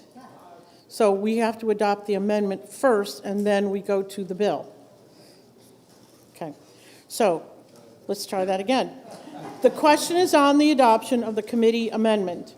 Are you ready for the question? All in favor say aye. Aye. All opposed, no. No. The ayes have it, and the committee amendment is adopted. The bill is on second reading. Is there any further discussion or amendment? I will remind Senator Abbas to speak. I do rise in support of the CACR. I just want to emphasize one point. We had a similar one last year. There is no other elected position in our Constitution that has an age disqualification because you're too old. Only the county sheriff. So this puts that elected position in line with all the other elected positions in the state. Thank you, Madam President. Thank you, Senator. The question is on the adoption of ought to pass as amended on CACR 11. I'd like to remind everybody this is a roll call vote, and in order for this to pass, you have to have 15 positive votes. So, are you ready for the question? The clerk will call the roll. Senator Rochefort. Yes. Senator Lang. Yes. Senator McConkey. Yes. Senator Waters. Yes. Senator Prentice. Yes. Senator Gray. Yes. Senator Innes. Yes. Senator Ward. Yes. Senator Rishardi. Yes. Senator Fenton. Yes. Senator McGue. Yes. Senator Avard. Yes. Senator Rosenwald. Yes. Senator Reardon. Yes. Senator Murphy. Yes. Senator Pearl. Yes. Senator Sullivan. Yes. Senator Birdsell. Yes. Senator Long. Yes. Senator Perkins Quokka. Yes. Senator Abbas. Yes. Senator Gannon. Yes. Senator Altschiller. No. Senator Carson. Yes. Thank you. Having attained the necessary votes, 23 in favor, 1 against, we've met the threshold of 15 votes, and the ought to pass as amended is adopted, and the bill is ordered to third reading. Yes. Just quickly, we have an enrolled bill report without objection. Senator Avard moves that the enrolled bill report on House Bill 1815 is adopted. The Senate will be attentive to the clerk. Thank you, Madam President. The Committee on Judiciary, to which was referred Senate Bill 464 FN, an act relative to civil rights enforcement, having considered the same, the committee recommends that the bill be referred to interim study by a vote of 5-0. Senator Abbas for the committee. Senator Abbas. Thank you, Madam President. SB 464 would modify the state civil rights enforcement statute by requiring that prohibited conduct be substantially motivated by hostility towards a victim's protected class. This bill seeks to clarify the standard for enforcement of civil rights violations. I ask the body to vote down the interim study motion so another motion can be made. Thank you, Madam President. Thank you, Senator Abbas. The motion is to refer to interim study. Is there any discussion? Okay.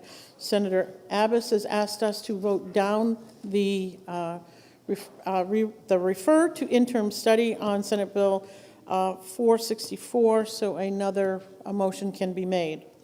Are you ready for the question? All in favor say aye. Aye. All opposed say no. No. The noes have it, and that motion fails. The bill is on second reading. Is there any discussion? Okay. Okay. The question is on the adoption of ought to pass on Senate Bill 464. Are you ready for the question? All in favor say aye. Aye. All opposed say no. No. The ayes have it. The motion of ought to pass is adopted, and the bill is ordered to third reading. The Senate will be attentive to the clerk. Thank you, Madam President. The Committee on Judiciary, to which was referred Senate Bill 468, an act relative to enabling alternative treatment centers to operate a greenhouse cultivation location. Having considered the same, the committee recommends that the bill be referred to interim study by a vote of 3-1. Senator Gannon for the committee. Senator Gannon. Thank you, Madam President. I move Senate Bill 468 be referred to interim study. 468 would enable alternative treatment centers to operate a greenhouse cultivation location. This bill seeks to reduce energy costs, provide lower prices for registered qualifying patients by allowing the cultivation using natural sunlight while maintaining regulatory oversight. After careful consideration, the committee determined that the issue would benefit from further study pertaining to the regulatory structure, security requirements, local input, odor mitigation, and broader agricultural and environmental concerns. I respectfully ask that you join members of the Judiciary Committee in voting SB 468 be referred to interim study. If I could speak very, very briefly on the bill. Yes, you may. Thank you. Just so people understood why we had some issues, there are cases in California that have, on odor mitigation, people in the neighborhoods of outdoor greenhouses have been successful federally, and they've also been successful statewide. In areas within a 1-mile radius in one case, all the neighboring people were successful in suing for collective relief and damages from pervasive odors of marijuana ruining your neighborhood. I don't want that odor in my neighborhood. Sorry. Security. It's known that these dispensaries, especially when they put the product outside in a greenhouse, I know they're going to say they're safe, but they're going to be an attractive thing to young kids to try to break in, to steal marijuana, for criminal element to get in. Then we have other areas. They use a lot of water. So I know in Plastow and in Hampstead, the water near Angle Pond, all the houses are going dry. So I know these are only going to go in a very limited area, but I don't want to add to water problems that we've had in recent years throughout the state. There's also pesticide use, and some of them could be growing in the ground. It'll get into the water supply. And what else do I got to throw at you? The goal of the AT, the alternative treatment centers, was always to have a therapeutic relief of marijuana for sick people, not for making a big profit, which they're already doing. Granite Leaf, for instance, gave $500,000 in discount to its members last year. They're already profitable. They're never going to be able to compete with prices with larger out-of-state concerns, like if you want to drive and get the stuff in Massachusetts or Maine, it's going to be cheaper. So for these reasons and more, we ask you to interim study the bill. Thank you. Thank you, Senator. The motion is to refer to interim study. Is there any discussion? Senator Pearl? Thank you, Madam President. I want to thank the committee for their work on it, but I'm going to encourage my colleagues to vote down the interim study. I think this is a good bill. These ATCs are looking to, the alternative treatment centers are looking to employ agricultural practices that will give them cost-effective production, like we use in many other areas of agriculture. Outdoor growing in greenhouses in the summertime is much more cost-effective than pushing them to use grow lights and other methods that they're using in the now required indoor facilities. This only makes sense. We have a relatively short growing period up here, so these wouldn't, in the Northeast, especially in New Hampshire, and so they would not be growing year-round in these facilities. They would, unless they put in place the really ultra-modern greenhouses, and if they do, you're going to have the same security and efficiencies that you're seeing in the current structures where they're growing indoor. I know greenhouse ventilation was brought up, an odor issue. There are local zoning ordinances that will have to be followed and met in order for any placement of these greenhouses. Current practices, even with the indoor facilities, is they ventilate outdoors to outside air, so you'd have a very similar situation with the current grow facilities as you would indoor, moving them to a greenhouse facility. Security is, again, they're going to have very strict security standards that they have to meet, just like they do with their current indoor facilities. As far as pesticide use, there's going to be the same pesticide usage, whether they're in an indoor facility or they're in a greenhouse facility. Again, these aren't open greenhouses where they're outdoors. They're closed facilities where they are able to manage pests, manage any of the issues that these plants are going to have. So I think this is a good bill that's really going to help these ATCs lower their cost, and hopefully that will result in lower prices to our medical cannabis users. So I'm going to please ask my colleagues to vote down the interim study so another motion can be made. Thank you, Madam President. Thank you, Senator. The motion is to refer to interim study. Is there any further discussion? Senator Reardon. Thank you, Madam President. I rise to speak in support of the bill against the interim study motion, supporting my colleague from District 17. This bill is exceptionally simple. It lets alternative treatment centers cultivate their own product with greenhouses. It saves energy costs, reduces the energy these treatment centers have to draw from the grid, and it lowers the cost of the product for 17,000 therapeutic cannabis patients in our state. Let's be clear about who therapeutic cannabis patients are. They're elderly Granite Staters with Parkinson's degrees. They're cancer patients seeking comfort as their body fails them. They're Granite Staters facing lifelong disability and mobility issues. In other words, this bipartisan bill isn't asking you to make Cheech and Chong's good time a little cheaper. It's asking you to make ailing Granite Staters' quality of life at a lower cost. It's a no-brainer, it's widely popular, and it's entirely necessary. Let's do the right thing for our ailing Granite Staters and pass this bill. Thank you, Madam President. Thank you, Senator. The motion is to refer to interim study. Is there any further discussion? Okay, Senator Rosenwald has requested a division. Senator Avard has seconded. Okay. All right. All in favor of the adoption of Senate Bill 468, please stand. Oh, for the, interim study. I should have said the motion of interim study. Interim study. Okay, and count me too, because I'm already standing. Okay. Those in favor of voting down the motion of to refer to interim study, please stand.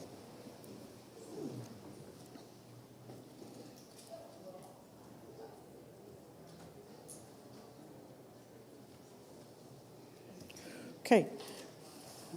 The noes have it by a vote of 18-6.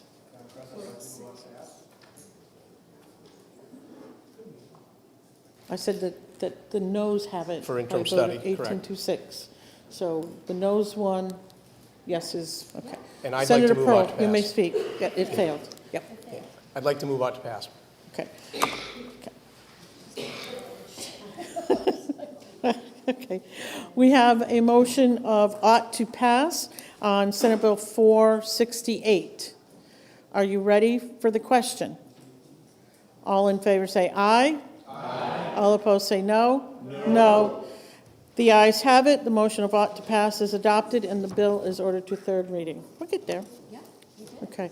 At this point, I'm going to ask, I believe the World Affairs Council of New Hampshire are here, and there are guests today. I'm going to ask Senator Perkins Quokka to come up because we're going to be presenting a resolution to them. So would you please let them in the chamber? And when they're done, we're going to pick up where we left off in judiciary with Senate Bill 512.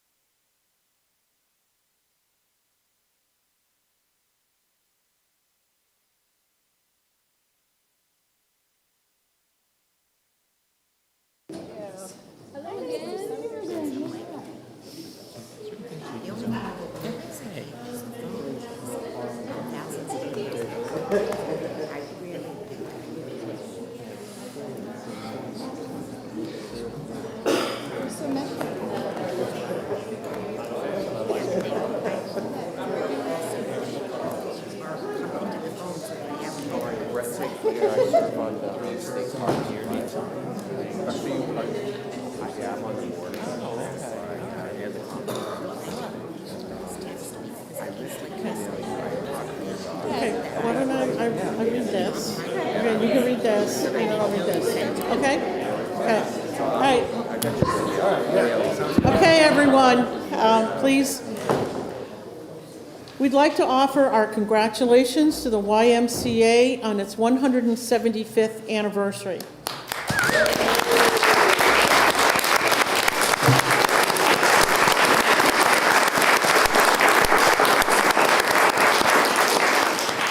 Founded in the U.S. by Thomas Valentine Sullivan at the Old South Church in Boston in 1851, it quickly expanded to Portsmouth in 1852. Thank you. Today, the Y is the nation's leading nonprofit provider of childcare, after-school programs, youth development, health, and community services, reaching 10,000 communities in every state and territory with hundreds of thousands of staff and volunteers. The Y impressively delivers essential programs to over 17 million people annually. For its continued mission to serve, I would like to present this joint proclamation to the YMCA on behalf of the General Court. We honor the 175 years of service and its lasting impact on generations of Granite Staters. Thank you all very, very much.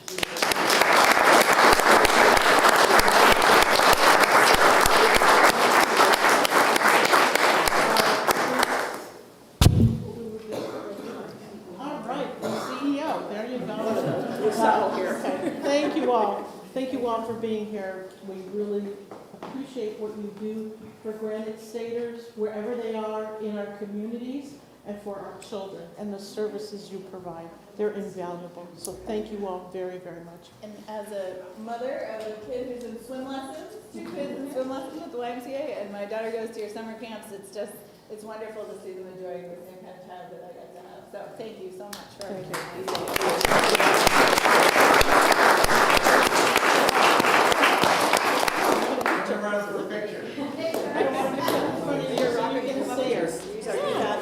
Yeah, okay.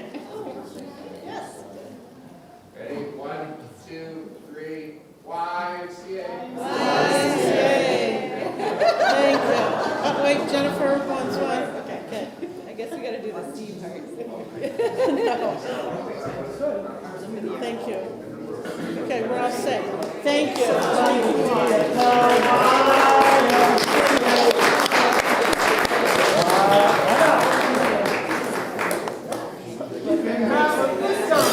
That's okay. Thank you all very, very much. Thank you. Thank you. Thank you so much. Thank you. Shannon, can I give that to you? Yes. All right, thank you. You're welcome. Thank you. All right, time to sit. Thank you very much. Thank you, Senator Perkins Booker. Thank you.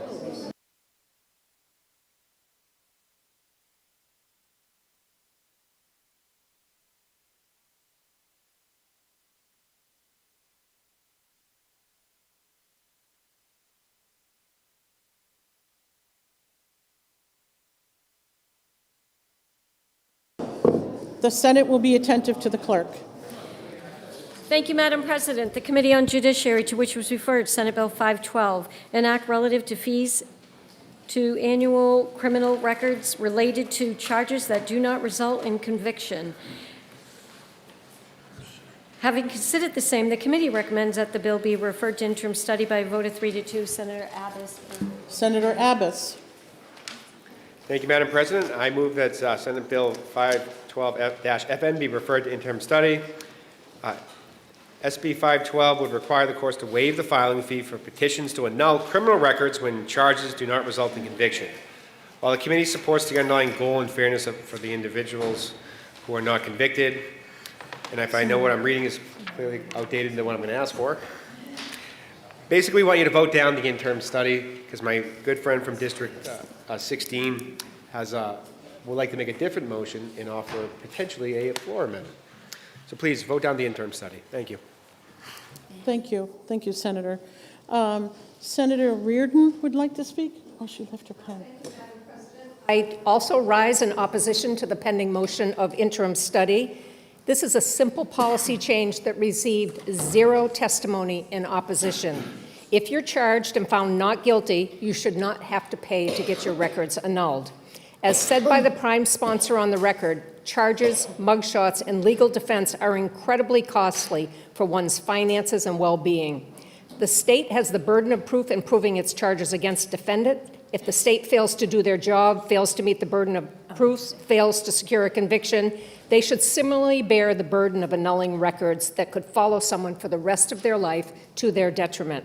The last thing an exonerated defendant needs are records in circulation that can disparage or defame them despite the fact they've been exonerated. And the last thing a defendant needs after spending tens of thousands of dollars on successful criminal defense is greater expense to cement their vindicated record. This bill is just and it's fair. I respectfully ask the body to overturn the motion of interim study so another motion may be made. Thank you, Madam President. Thank you, Senator. The motion is to refer to interim study. Is there any discussion? We've had a request to vote down the interim study so that a motion of ought to pass may be offered, and Senator Murphy has a floor amendment. So the question is on the adoption of the committee recommendation of refer to interim study on Senate Bill 512. Is there any further discussion? Okay. Seeing none, all in favor say aye. All opposed say no. No. Okay. So I recognize Senator Murphy for a motion. I would move floor amendment 1233S. No, we have, Senator Murphy, we need to do ought to pass. I apologize. I move all to pass. Okay. Okay. Thank you. Floor amendment, you have, and I recognize you for the floor amendment. I move floor amendment 1233S. This amendment accomplishes the same goal as the bill as drafted, but does it in a much cleaner, easier to read, easier to understand, and frankly, easier for the court system to follow way. So I ask the body to support the amendment. Thank you. Thank you, Senator. The discussion is on the adoption of floor amendment 1233. Is there any further discussion? Seeing none, are you ready for the question? All in favor of the floor amendment say aye. Aye. All opposed, no. The ayes have it. The floor amendment is adopted. The bill is still on second reading and open for further discussion and amendment. The question is on the adoption of ought to pass as amended on Senate Bill 512. Are you ready for the question? All in favor say aye. Aye. All opposed say no. The ayes have it. The motion is adopted. Yes, okay, I already got that. And the bill is ordered to third reading. Okay. The Senate will be attentive to the clerk. Thank you, Madam President. The Committee on Judiciary, to which was referred Senate Bill 558, an act relative to the appointment of the Youth Development Center Claims Administrator. Having considered the same, the committee recommends that the bill is inexpedient to legislate by a vote of 3 to 1. Senator Gannon. Senator Gannon. Thank you, Madam President. Since we all want to go to the lunch table, I motion to table. Undebatable. All in, we have Senator Altshuler would like to do a PI. Thank you, Madam President. If I know survivors of the physical and horrific sexual abuse that happened over 50 years at the Sununu Youth Detention Center, who waived their right to trial so they could seek some manner of justice through the settlement fund this body formulated just 4 years ago, deserve justice. And if I know the prospect of facing a political appointee made by the executive branch who also appoints the Attorney General is being viewed by survivors as a deck stacked against them. And finally, if I know a setup where the state, who is also the defendant, gets to choose the judge in its cases and further gets to reject any verdict with which it disagrees, is an unfair scheme that further abuses Sununu Center survivors, would I now vote no on the motion to table? Thank you, Senator.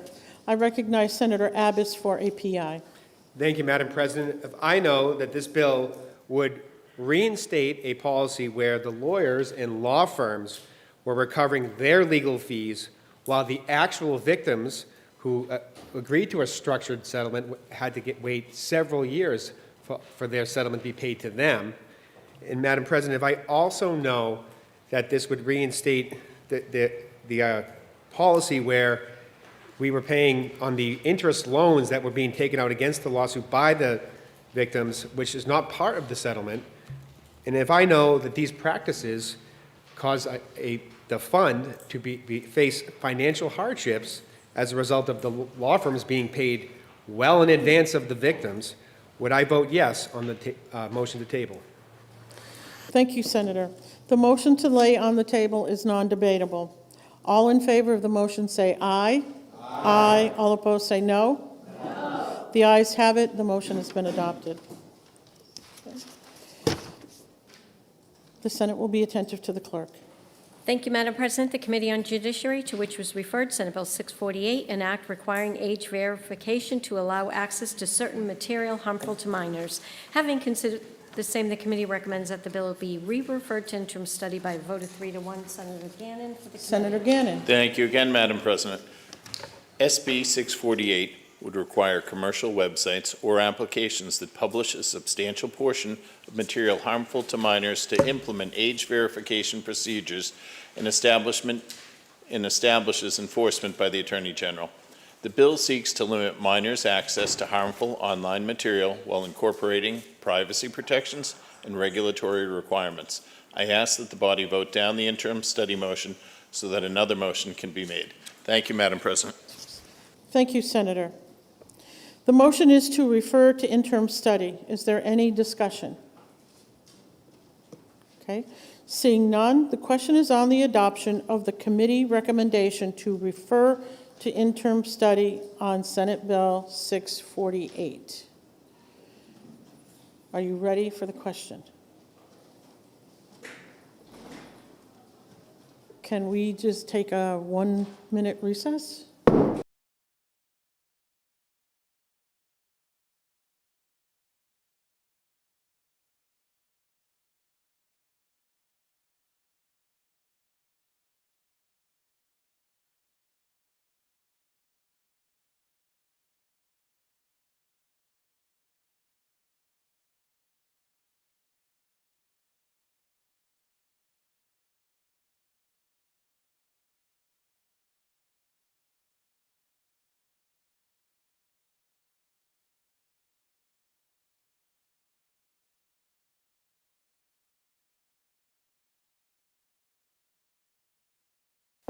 Senate will come out of recess. I just need to confirm something. The motion is to refer to interim study. Senator Gannon has asked us to vote down the committee recommendation so that Senator Lang might offer a different motion. So the motion to refer to interim study, is there any further discussion? Seeing none, the question is on the adoption of the committee recommendation of refer to interim study on Senate Bill 648. Are you ready for the question? All in favor say aye. All opposed say no. No. Okay, Senator Lang. Chair, I move ought to pass, and I'd like to speak to my motion. Thank you. Yes, you may speak. I think it's absolutely clear that everybody in this room wants to keep pornography out of the hands of minors. This is what this bill does. I'm going to delay any other questions because I know my good friend and colleague from District 15 has an amendment floor amendment to be brought forward that makes the bill even better. So thank you. I recognize Senator Reardon for a floor amendment. Thank you, Madam President. I'd like to introduce floor amendment 2026-1235S, and if I could speak to my motion, please. You may speak. Thank you. First, on background, this issue is neither partisan nor unimportant. This bill serves to protect children and enact a policy that is growing more common around the country. So let's consider the floor amendment properly and hopefully join the pack around us.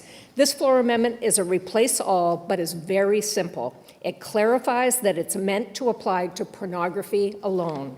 It clarifies that it's meant to apply to pornographic sites alone, hence the 51% content composition standard in here. And 3, it protects small bookstores from liabilities under this law. This floor amendment uses legal language and standards consistent elsewhere in the country and was created with the best interests of our children's safety in mind with the help of experts and stakeholders. I hope we can move this work forward and protect our children. Thank you, Madam President. Thank you very much, Senator. The question is on the adoption of floor amendment 1235. Is there any further discussion? Are you ready for the question? All in favor of the floor amendment say aye. Aye. All opposed say no. The ayes have it. The floor amendment is adopted. The bill is still on second reading and open for further discussion and amendment. The question is on the adoption of ought to pass as amended on Senate Bill 648. Are you ready for the question? All in favor say aye. Aye. All opposed say no. The ayes have it. The motion is adopted and the bill is ordered to third reading. The Senate will be attentive to the clerk. Thank you, Madam President. The Committee on Judiciary, to which was referred Senate Bill 650, an act relative to cannabis products for therapeutic purposes by alternative treatment centers. Having considered the same, the committee recommends that the bill be referred to interim study by a vote of 3-1. Senator Gannon for the committee. Senator Gannon. I motion to table. The motion to lay on the table is non-debatable. All in favor of the motion say aye. Aye. All opposed say no. The ayes have it. The motion has been adopted. The Senate will be attentive to the clerk. Thank you, Madam President. The Committee on Judiciary, to which is referred Senate Bill 657-FN, an act relative to the oversight of artificial intelligence. Having considered the same, the committee recommends that the bill be ought to pass with an amendment by a vote of 3-1. Senator Gannon for the committee. Senator Gannon. Thank you, Madam President. I wish I was going to be a little briefer. I move Senate Bill 657 ought to pass with amendment. 657, as introduced, would have created a number of new restrictions on the online use of artificial intelligence for deceptive purposes and established a framework for regulating AI use.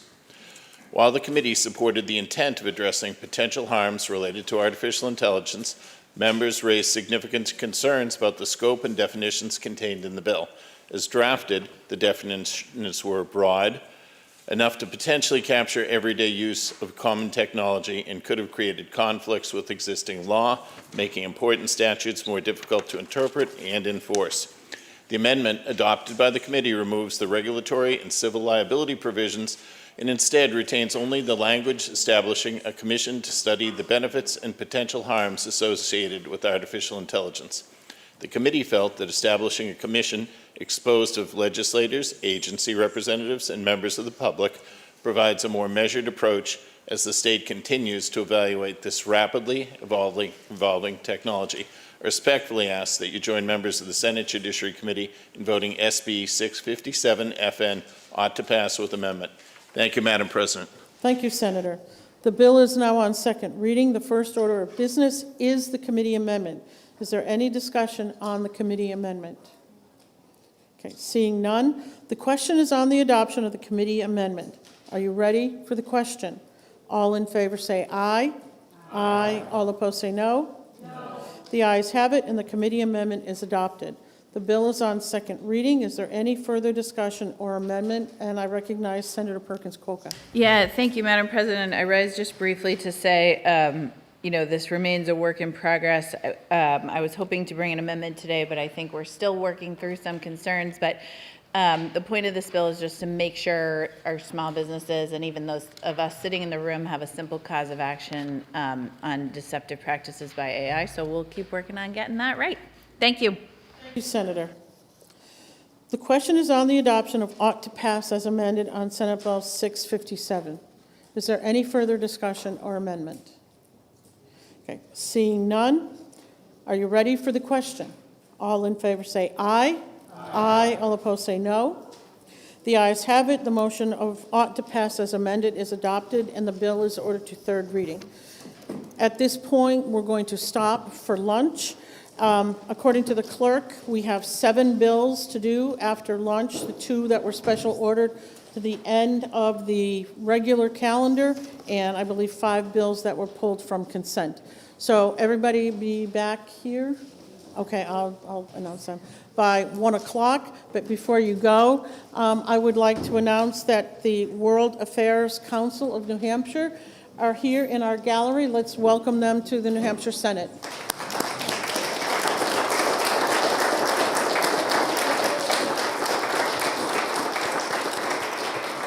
Thank you. So just to remind everyone, please be back here at 1 o'clock, and we will finish our business for the day. The Senate will be in recess.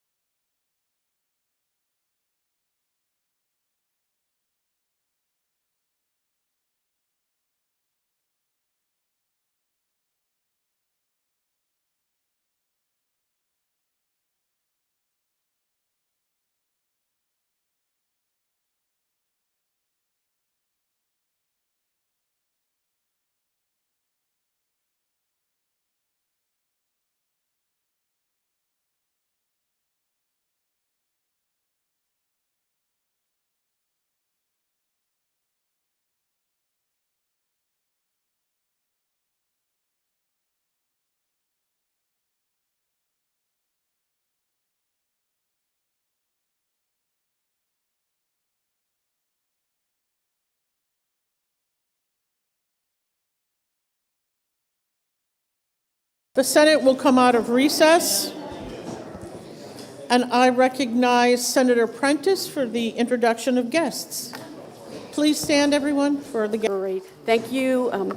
Thank you, colleagues, and Madam President and colleagues. It is my honor to introduce to you members of New Hampshire's Medical Society that have joined us today in the State House for White Coat Day. These are physicians that are serving all of our communities, supporting access to health care every single day. So please join me in welcoming them to the New Hampshire Senate.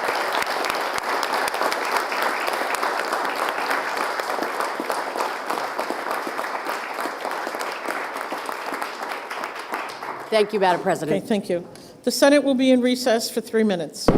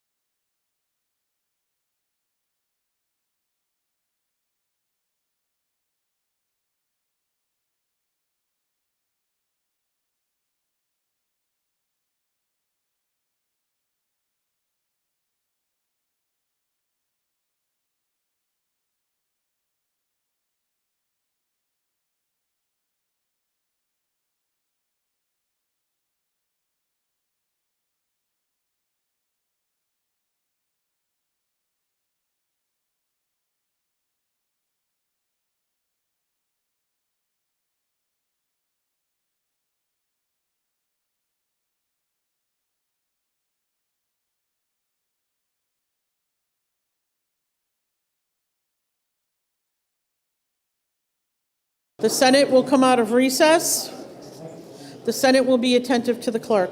Thank you, Madam President. The Committee on Health and Human Services, to which was referred.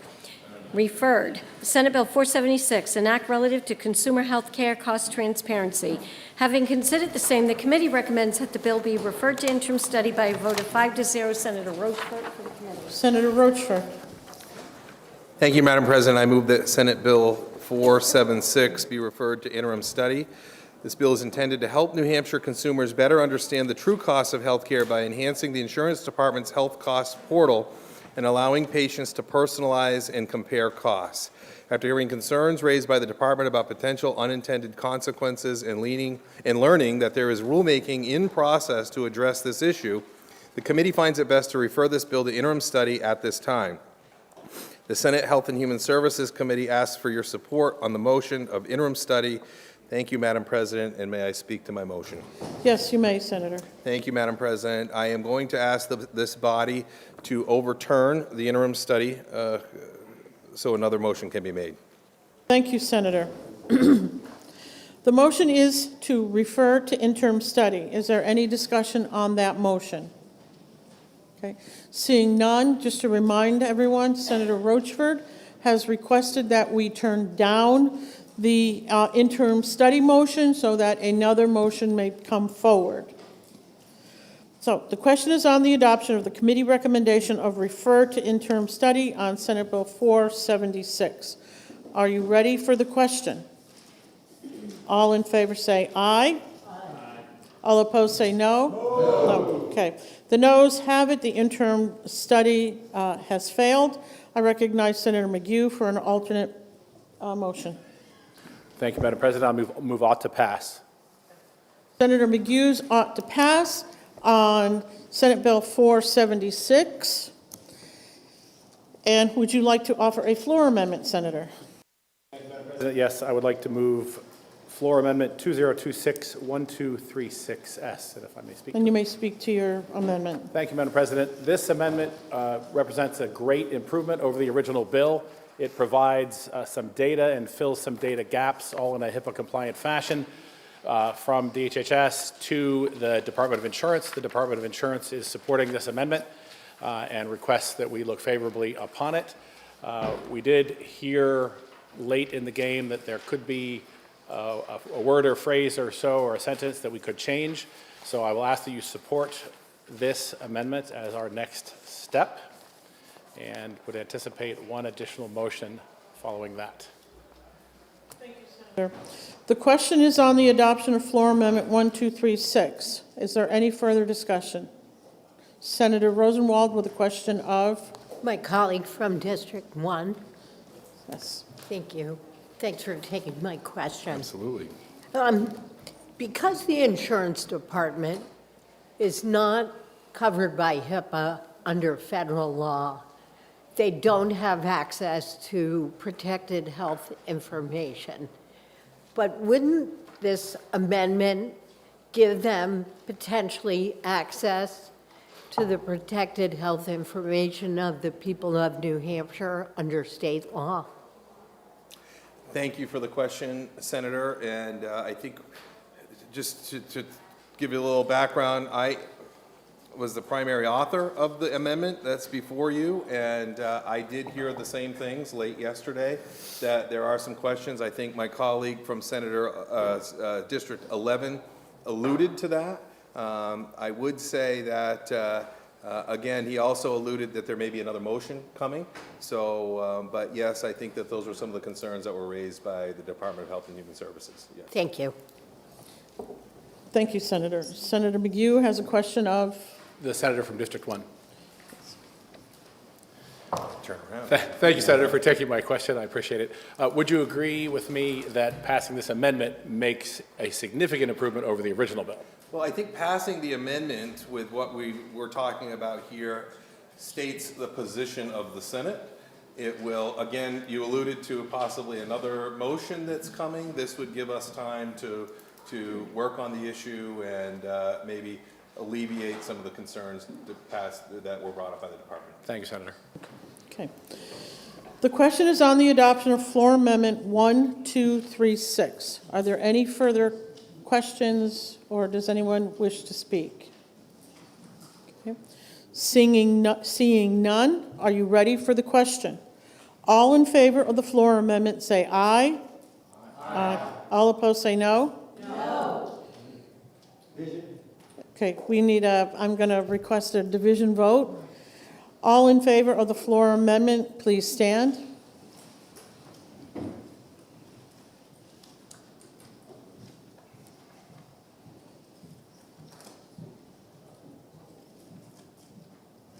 Got me, right? I'm seeing, okay. All opposed to the floor amendment, please stand.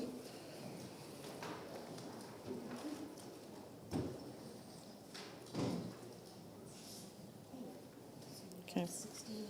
Okay. The floor amendment passes by a vote of 16 yeses and 8 noes. The bill is still on second reading and open for further discussion and amendment. Senator McHugh? Madam President, I would move to table this bill. Okay. Do we have that? Oh, sorry. Yes, please. Question of the motioner that is his intent to pass the bill first, then table? We need to pass, yes, Senator. So you got ahead of us today. Okay, the question is on the adoption of ought to pass as amended on Senate Bill 476. Are you ready? Yes. Yes, it was, he withdrew it. Okay, thank you.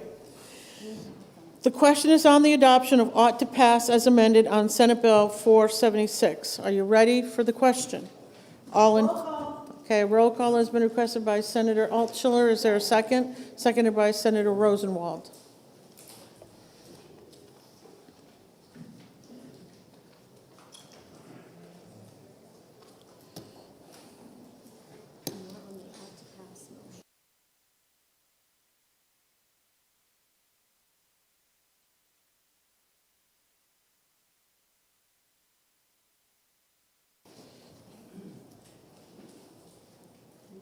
Yep. Okay. Senator Rochford. Yes. Senator Lane. Yes. Senator McConkey. Yes. Senator Waters. Senator Prentice.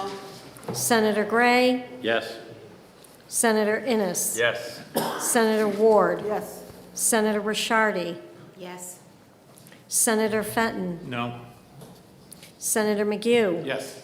Senator Avard. Yes. Senator Rosenwald. No. Senator Reardon. No. Senator Murphy. Yes. Senator Pearl. Yes. Senator Sullivan. Yes. Senator Birdsell. Yes. Senator Long. No. Senator Perkins Coca. No. Senator Abbas. Yes. Senator Gannon. Yes. Senator Altshuler. No. And Senator Carson. Yes. The ayes have it by a vote of 16 to 8. The motion is adopted. Do I have to read the third reading? Okay. The bill is ordered to third reading, and I recognize Senator McHugh. Thank you, Madam President. I move to table Senate Bill 476 as amended. It's already gone to third reading. Well, that's what I said. I have to do third.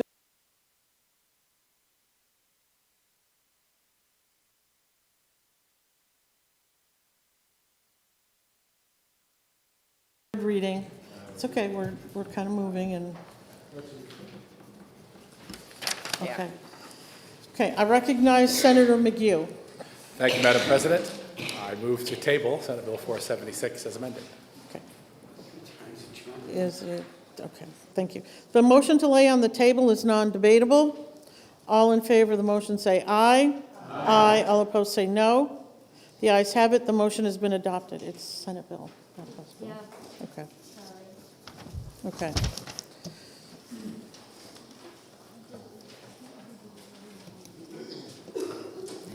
Okay.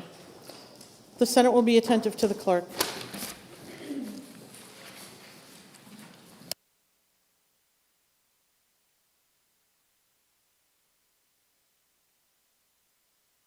Passing.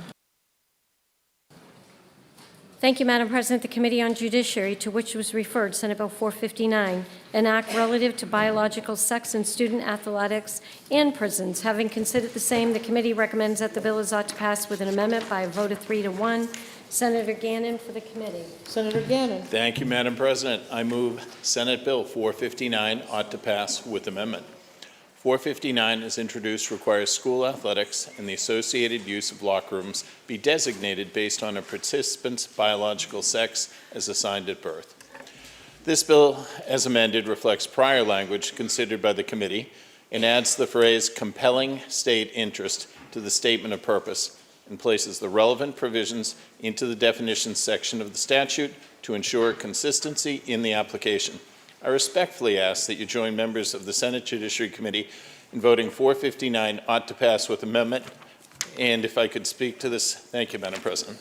Yes, Senator, you may speak. Thank you, Madam President.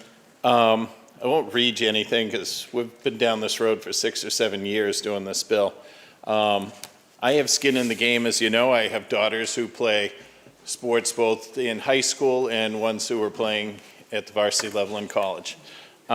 What this mostly does, my favorite thing, besides being a proud parent on the sidelines, is the opportunity it gives my daughters.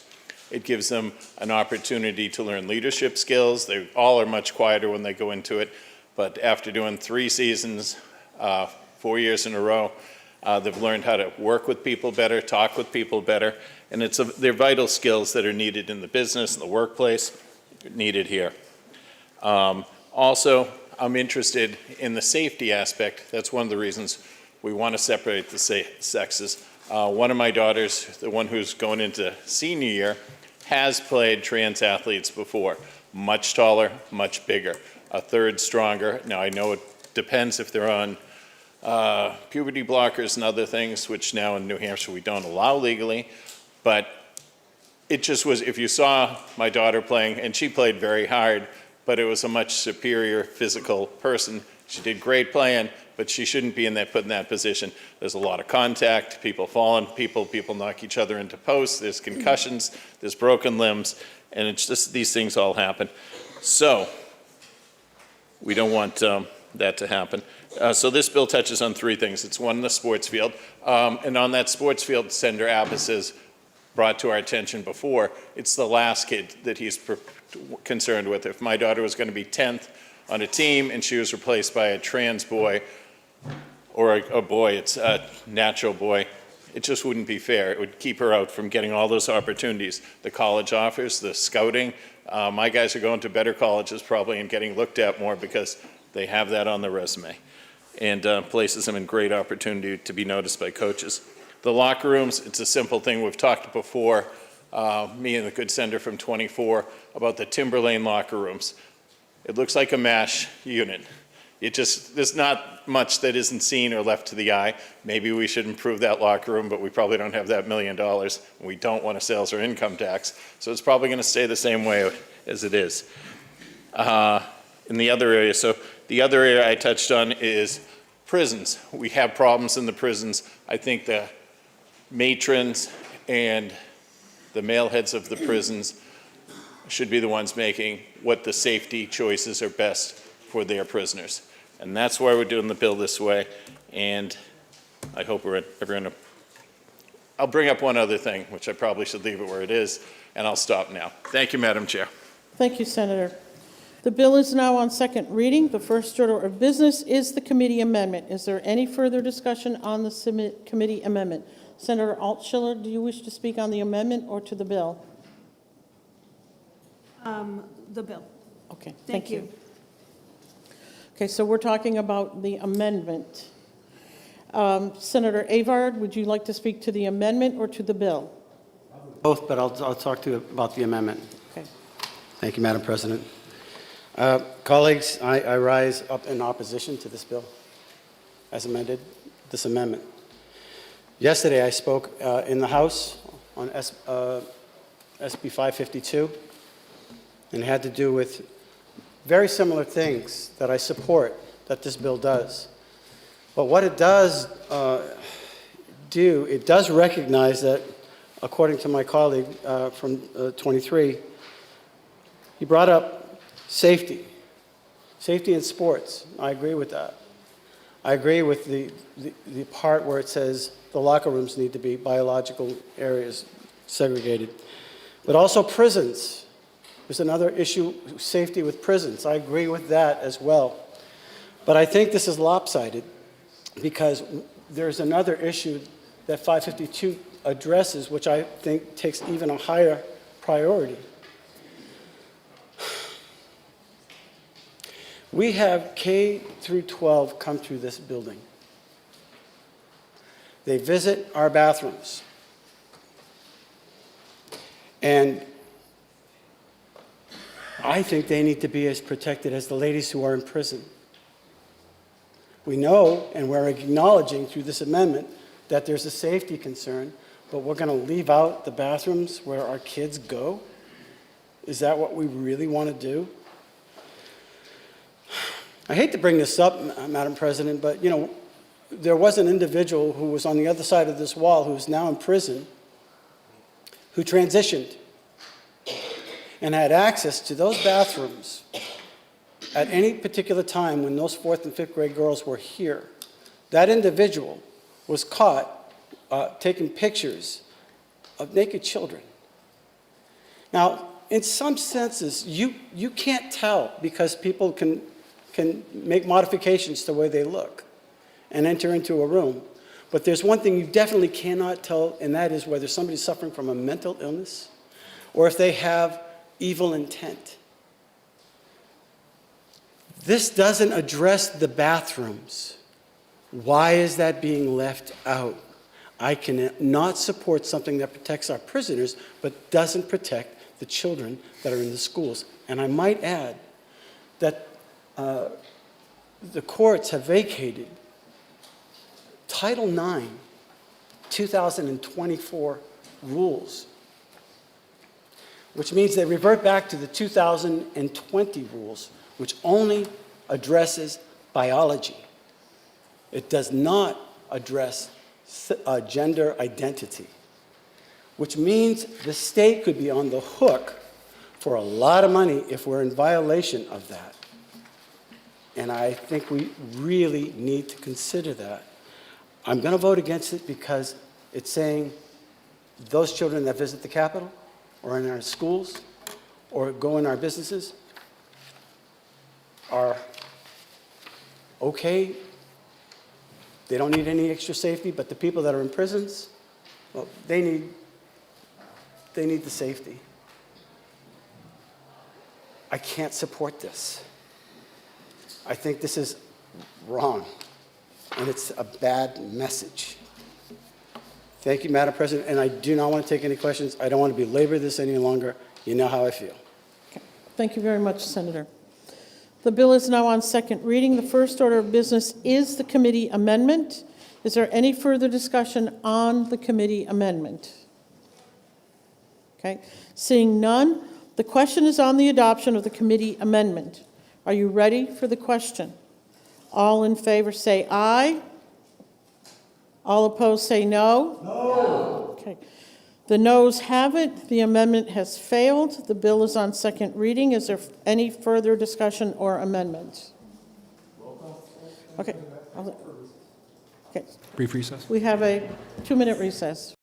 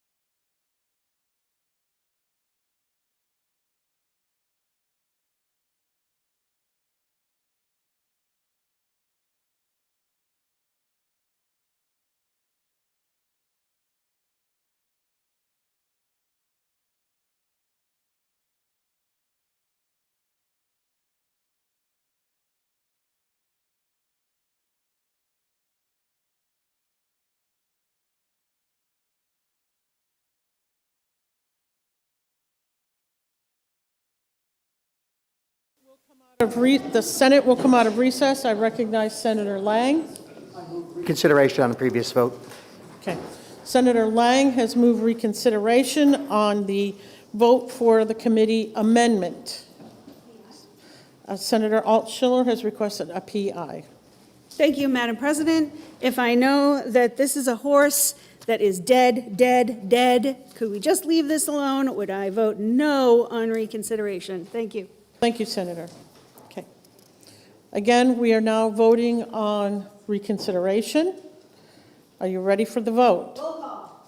Okay, a roll call on reconsideration is recommended by Senator Altschiller, seconded by Senator Lang.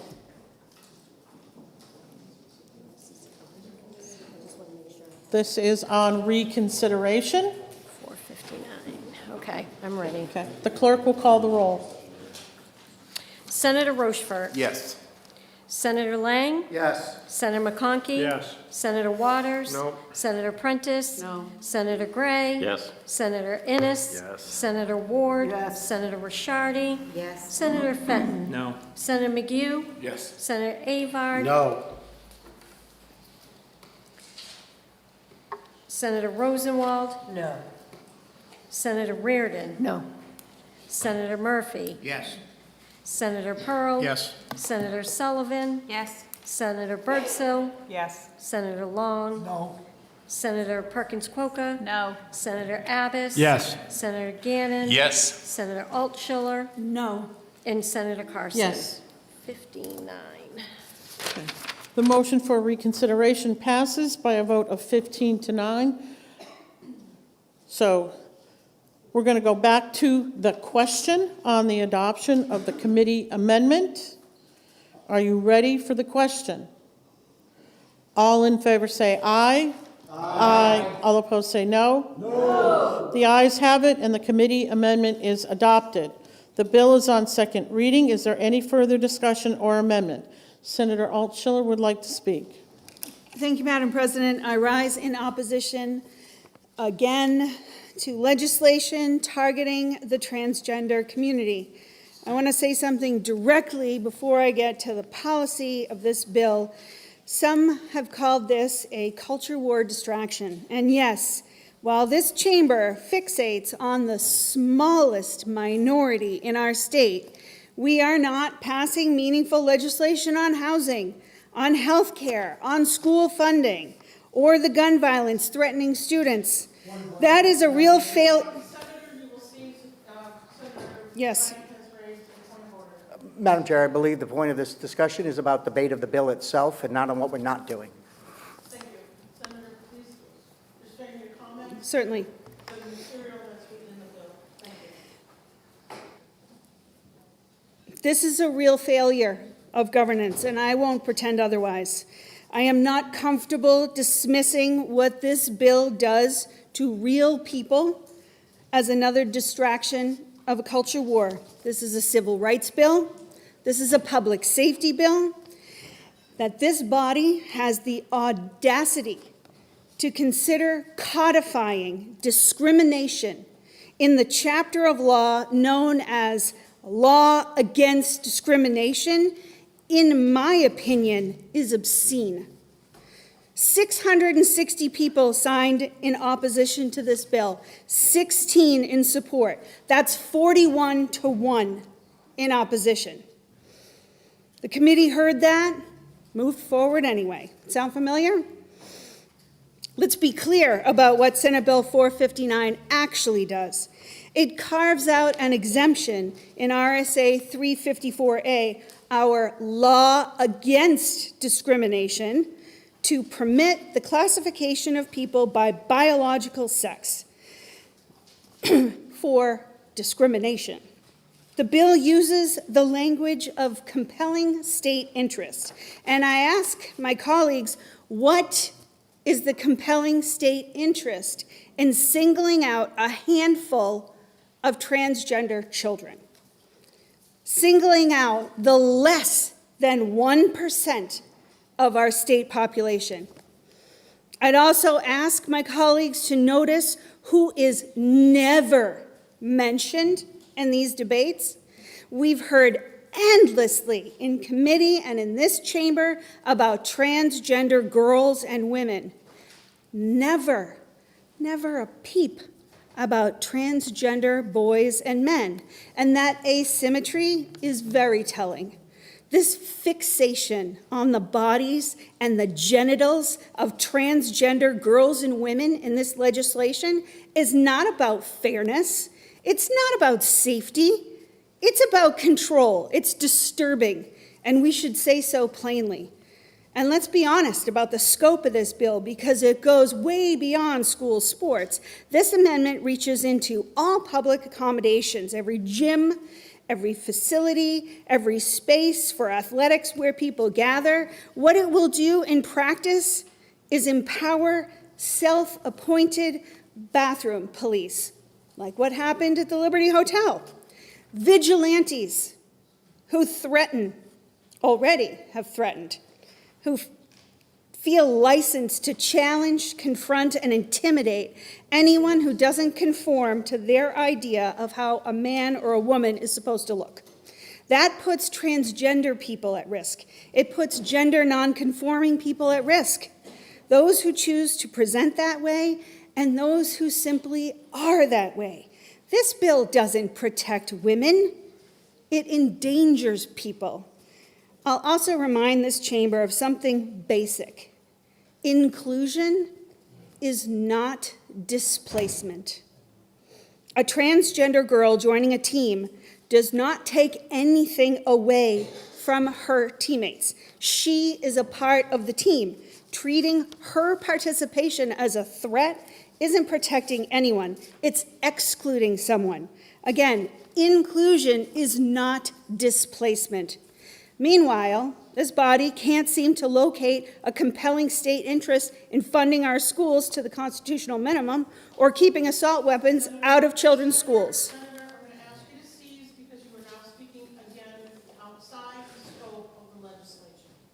So again, please constrain your comments to the subject of the bill. The selectivity is not lost on anyone. Practically speaking, we've been here before. A nearly identical bill, House Bill 148, was vetoed by Governor Ayotte just weeks ago. If she wouldn't sign it then, I suggest we save everyone the trouble. Vote no on the ought to pass motion. Let's do the governor a favor and kill this one ourselves. Thank you, Madam President. Thank you, Senator. I will call Senator Abbas to speak. Thank you, Madam President. I rise in support of the committee's recommendation of ought to pass as amended. First of all, just for clarification purposes, this bill does not address bathrooms at all, so I'm going to skip right over that topic because it has nothing to do with the actual bill. There are biological differences between men and women, and in specific limited circumstances, it's proper to recognize those differences. We've already passed laws to protect women's sports in our schools, recognizing that it's both unfair and it does create some safety concerns, and it's not equal for men, biological men, to play on the women's sports team. We've also separated prisons for men and women. As amended, SB 459 would not change those policies or force anyone to change their policies. It simply says that separating men and women in school sports or in prisons is not grounds for a complaint to the New Hampshire Commission on Human Rights. What I will say, that one thing that male athletes, biological male athletes and biological females have in common is that they both work really, really hard for the opportunity to play those sports. And it's not equal for a biological man to play on the women's team and take a biological woman's spot on that team.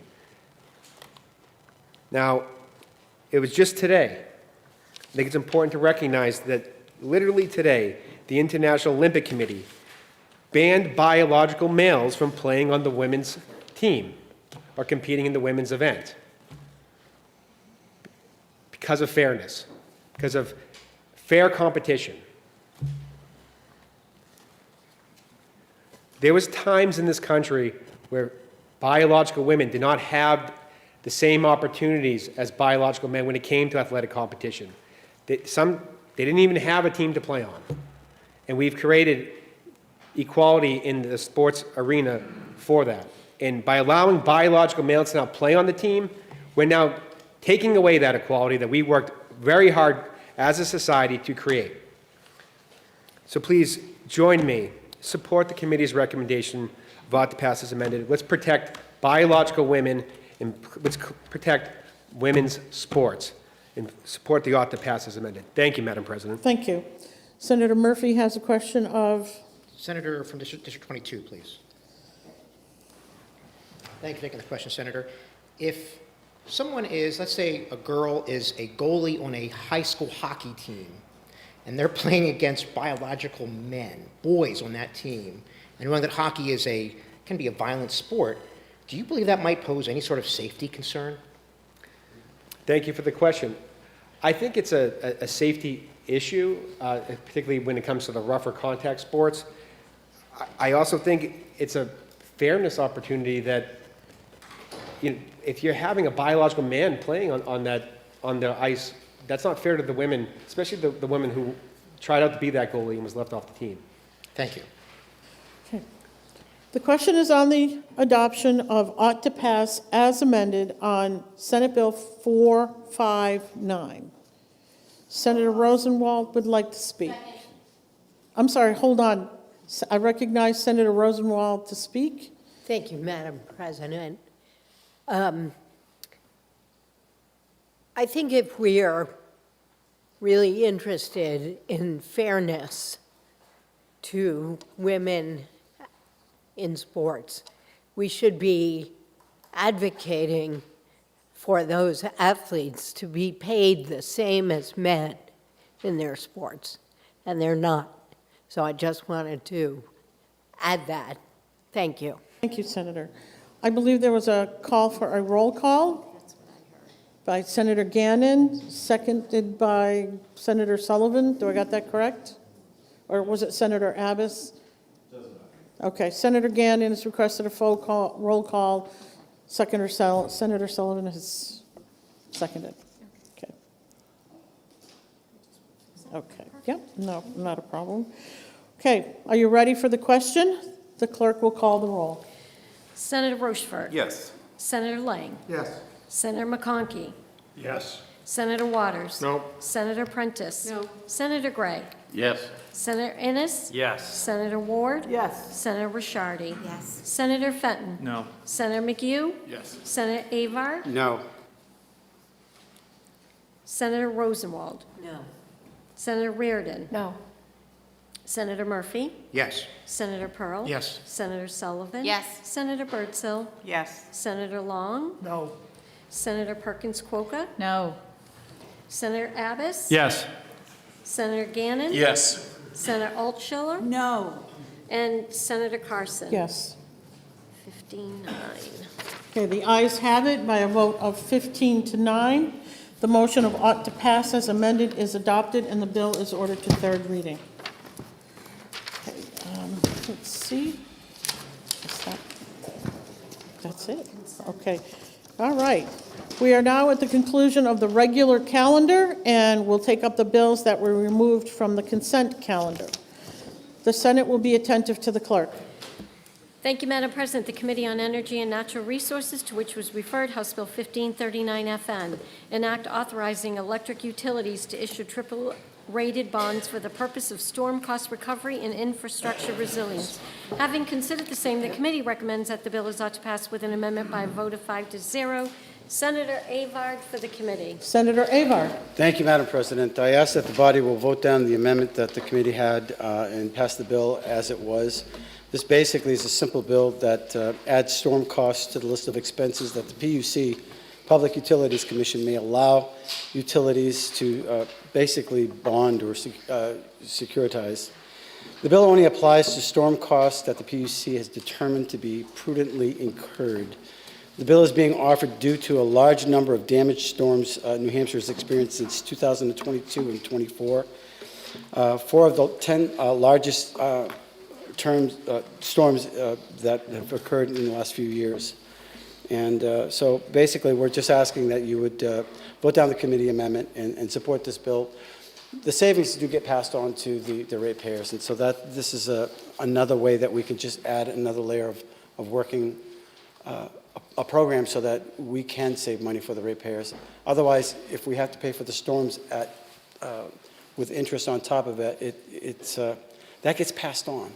So this is just another good bill. We wanted to change the committee amendment because it really doesn't do anything for the bill other than changes the name. And we just assume let it get passed and get signed into for the governor. So we ask that you vote down the committee amendment and just pass it as it is. Thank you, Madam President. Thank you, Senator.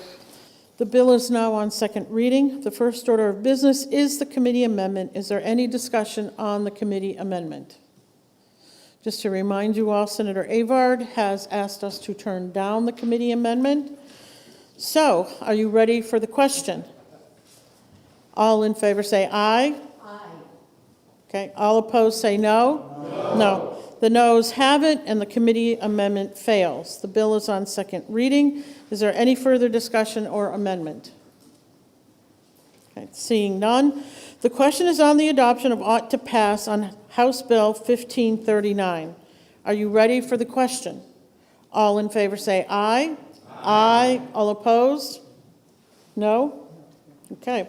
The ayes have it. The motion of ought to pass is adopted, and the bill is ordered to third reading. The Senate will be attending. Thank you, Madam President. The Committee on Finance, to which was referred Senate Bill 541 FNA, an act making an appropriation for regional drinking water infrastructure. Having considered the same, the committee recommends that the bill is ought to pass with an amendment by a vote of 7-0. Senator Waters for the committee. Senator Waters. Thank you, Madam President. The Finance Committee has asked ought to pass on with amendment on Senate Bill 541, but I'm going to ask that the committee vote down the committee amendment, so a floor amendment may be brought forward. If I may speak for a moment to the bill. Thank you, Madam President. So as you'll see, this bill attempts to do a variety of things on various water projects, particularly related to the Phase 2 of the Southern New Hampshire Regional Water and Connection Project. We have felt in Senate Finance that these are worthy projects that we need, particularly in that Phase 2, to get that funded. It's going to be important for water quality and for economic development. I think that the amendment that we put together in Finance got a little ahead of ourselves. We have found one source of some funding we can transfer to these projects, but we're going to need a little more time on this bill to see what we can do about the necessary funding for other parts of this project. Thank you, Madam President. Thank you, Senator. The bill is now on second reading. The first order of business is the committee amendment. Is there any further discussion on the committee amendment? Okay, seeing none, I'd like to remind you Senator Waters has asked us to vote down the committee amendment so that a floor amendment may come forward. Are you ready for the question? All in favor say aye. All opposed say no. No. The noes have it. The committee amendment is failed. The bill is on second reading. Is there any further discussion or amendment? Senator Lang. Thank you, Madam President. I offer amendment number 1274S, and I'd like to speak to my Yes, you may speak. Thank you very much. So, again, as the senator from District 4 said, we got a little ahead of ourselves on some of the funding on this project. We did identify a funding source out of the Department of Environmental Services. However, in the original drafting of the amendment we had in the committee, the way it was drafted, it would have been a loan, and it was meant to be a grant to the Southern Water Project. And so this amendment cleans that up and makes it clear by adding the 4 words, shall be a grant, into the existing, the amendment. So I'd ask you to vote for the amendment, then pass the bill as amended. Thank you. Thank you, Senator. Floor Amendment 1274 has been proposed. Is there any discussion on the floor amendment of 1274? Okay, seeing none, are you ready for the question? All in favor of the floor amendment say aye. Aye. All opposed say no. The ayes have it. The floor amendment is adopted. The bill is still on second reading and open for further discussion and amendment. Senator Rosenwald wishes to speak. Thank you, Madam President. Just briefly, I'm going to be voting no on this motion, not because of the bulk of the bill. funding this water infrastructure down to Rockingham County, which is really important. But because of the provision that includes an earmark of $325,000 to repay loans taken out by 20 or 30 people in the town of Webster, I think this is a worse kind of earmark, and I apologize to my colleague who represents that district. He does great constituent service, but in a time when we don't have money for housing, childcare, healthcare, I don't think that we should be repaying a loan for people who took out a loan that they decided they didn't want to pay. Thank you. Thank you, Senator. Senator Lang wishes to speak, and then Senator Innes. Thank you, Madam President. Again, I want to go back and clarify what what the amendment on that bill does. We've already appropriated this money. We appropriated it in HB2. Policy's already been settled. The language was there. The money's been set aside within the budget process for a balanced budget. In that language, however, the way it was written was that Webster, that water district would have to go get a loan from DES and then use grant money, then apply for a grant from DES to go pay off the loan. Didn't make a whole lot of sense for doing that. What this bill is language from DES that clarifies that DES can just issue the grant directly without having to go through the loan process first and then the granting process second. So again, it's already been established at HB2. It's already accounted for in the budget and in the balanced budget. So it's not new spending of money. It's just a clarification of what was intended when we passed HB2. Thank you, Madam President. Thank you, Senator. Senator Innes has chosen not to speak. Senator Rosenwald would like to speak for a second time. Yep. Thank you. Just to hook on to what my colleague from District 2 said, yes, we appropriated the money in House Bill 2, but we're going to be looking for lapse from all departments in order to not have another $67 million deficit at the end of this fiscal year. So while we appropriate money, sometimes we don't spend it, then it lapses back to the general fund, and that is really helpful. We're going to be looking for that. Thank you. Thank you, Senator. The question is on the adoption of Floor Amendment 1274. Is there any further discussion? Oh, we did. I'm sorry. The bill is still on second reading and open for further discussion or amendment. Okay, seeing none. The question is on the adoption of ought to pass as amended on Senate Bill 541. Are you ready for the question? All in favor say aye. Aye. All opposed say no. No. The ayes have it. The motion is adopted and the bill is ordered to third reading.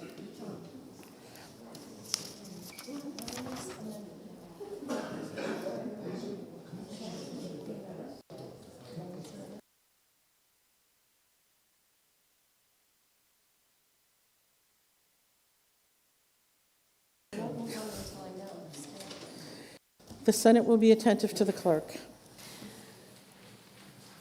Thank you, Madam President. The Committee on Finance, to which was referred Senate Bill 661 FN, an act relative to pooled risk management programs.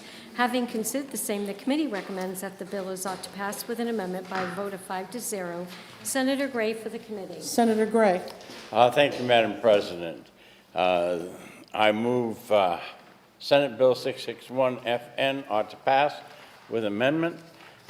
This bill and the amendment is our latest attempt to ensure financial stability of the risk pool management programs. The Senate Finance Committee amended Senate Bill 661 FN to establish a member equity stabilization fund and allowing the fund to retain excess contributions in that fund.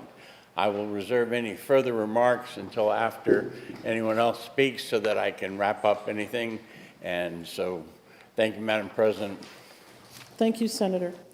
The bill is now on second reading. The first order of business is the committee amendment. Is there any discussion on the committee amendment? Okay, seeing none. The question is on the adoption of the committee amendment. Are you ready for the question? All in favor say aye. Aye. All opposed say no. The ayes have it, and the committee amendment is adopted. The bill is on second reading. Is there any further discussion or amendment? Senator Perkins Coker would like to speak. Yes, thank you, Madam President. So I rise simply to make a few points here. I think the amendment that passed in committee does a little bit on this issue, but I know many of you are engaged in a lot of work that feels a little more tangible than these risk pools, but this is something that I think quietly is actually a really big driver of property taxes and is a big deal in Portsmouth.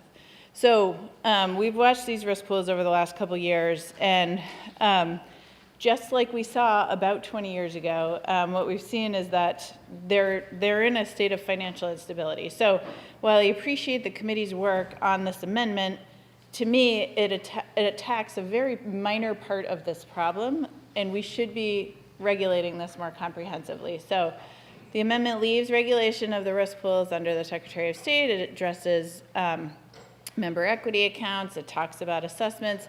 Those are all minor improvements, but what's been clear is that these risk pools are in a state of financial instability, and so putting them in a place where our members can treat and rely on them like insurance, which is what they are to so many of our public employees, would be a property tax stabilizing measure. And so I understand that there is a current system of regulation, but I think that similar to some of what HB 1491 does, it would make sense to think about whether these are being regulated correctly, because they need to maintain the appropriate level of reserves. They need to be charging premiums that actually cover their costs and allow them to maintain those reserves.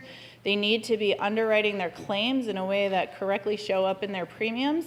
And so, what the result is that when all of that is not done, our municipalities are paying the price. And I filed SB 605 this year to give our municipalities a little extra time when they were faced with these sort of assessments that these risk pools are showing up with. And Portsmouth had one show up in December, just months after I filed my bill. And that's relevant to this piece of legislation because right now, Portsmouth is faced with a $1.57 million assessment that they were supposed to come up with after their budget had already been crafted. I don't know about any of you, but we don't have $1.57 million laying around, and I doubt you do either. So in order for there to be sort of a consistent way for these premiums to be set and for these pools to be financially managed, I think we need to think more comprehensively about how we're regulating them.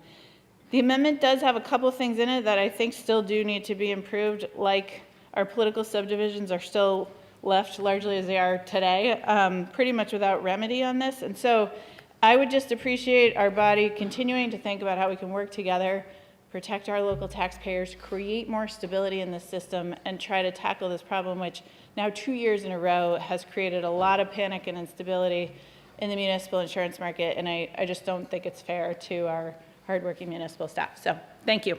Thank you, Senator. The question is on the adoption of the committee amendment. Senator Gray would like to speak again. Thank you, Madam President. I want to address the risk pools and some of the things that my colleague, has addressed. Certainly, the Finance Committee has studied this issue, okay? And certainly, I have done some of that independently myself. If we go back to when COVID hit, what happened is that nobody was going to the doctor. Nobody. Okay? And what happened is that they weren't paying out claims. And because of a court decision that said you had to return excess money to the members, a whole lot of money went back. But then the next year, COVID is going, all right, I'm not going to say gone, but what happened is all these people that had these routine things that they would go to the doctor for went, that they had put off the year before, and claims skyrocketed. The worst one at that point was Health Trust. Health Trust had a balance about 15% of the claim, of the contributions, and they went down to 5%. Terrible. But since that time, Health Trust has made deposits and has gained 1.8% in the first year and 1.2% in the second year to get back to close to 10%. And it depends whether you look at the monthly or the yearly, et cetera, before you can say, well, what the actual number is. So looking at all of that, that's why we developed this Member Equity Stabilization Fund. Instead of that money having to go all back to the municipality, it can be put in that fund. We're requiring that fund to be 4%, and that 4% to be built up, and also in 68% of the difference between where they are and what the 4% is, and also on the minimums for their regular fund, they also have to build that up at 68% of the difference between that and the 12% minimum. But those are the guarantees that you need to make sure that the chance of an assessment is less than 5% over a 3-year period. And that's what the bill says. Has to be less than 5% over a 3-year period. There is one of the health risk pools that does not want to be regulated by the Secretary of State from the things that they've told me. And we are working right now on the House Bill 1491 to allow an insurance model along with the risk pool model. The insurance model in the 420 statutes, the risk pool model in 5B. It's on, it has been, the draft has been given to the insurance department to make comments, to figure out if the things that I wrote in there are doable and will provide the guarantees that are needed, because even there, there's an email from one of the state's actuaries, hired actuaries, that say there are no health risk pools that are non-assessable. And that's the model that Health Trust is using.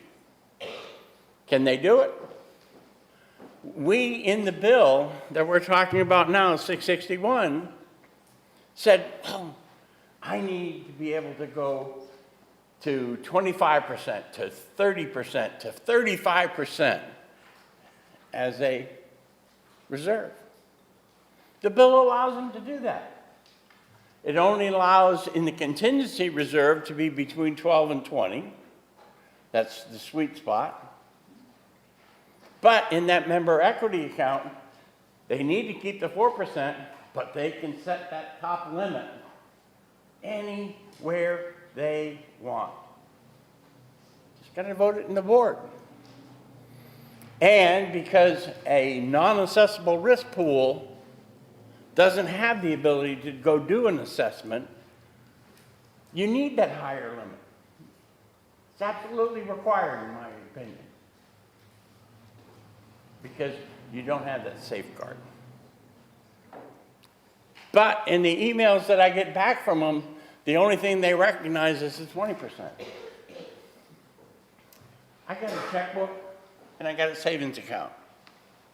Okay? When my bills come in, I can move money between my checking account and my savings account and make sure my bills are paid. So why they won't recognize more than that 20%, you'll have to ask them. Okay? We do require them to keep that 4% in the member equity for the exact same thing that the good senator talked about. We don't want assessments to go out to the communities. And that's what this bill does. It allows them to build that fund up over a 3-year period. Health Trust has had the ability to build their fund from the 5% that they are And right now, even they will tell you that the number isn't more than 10% right now. Or if it is, it's fractionally above. So that's where we are. This bill is good and there's no complaints from two of those risk pools. The one that issued the assessments agrees with the things that are in this bill. There's one that doesn't. And to accommodate them, because they have asked to make sure that there is a provision under the 420 statutes, it's in the works. It's being written.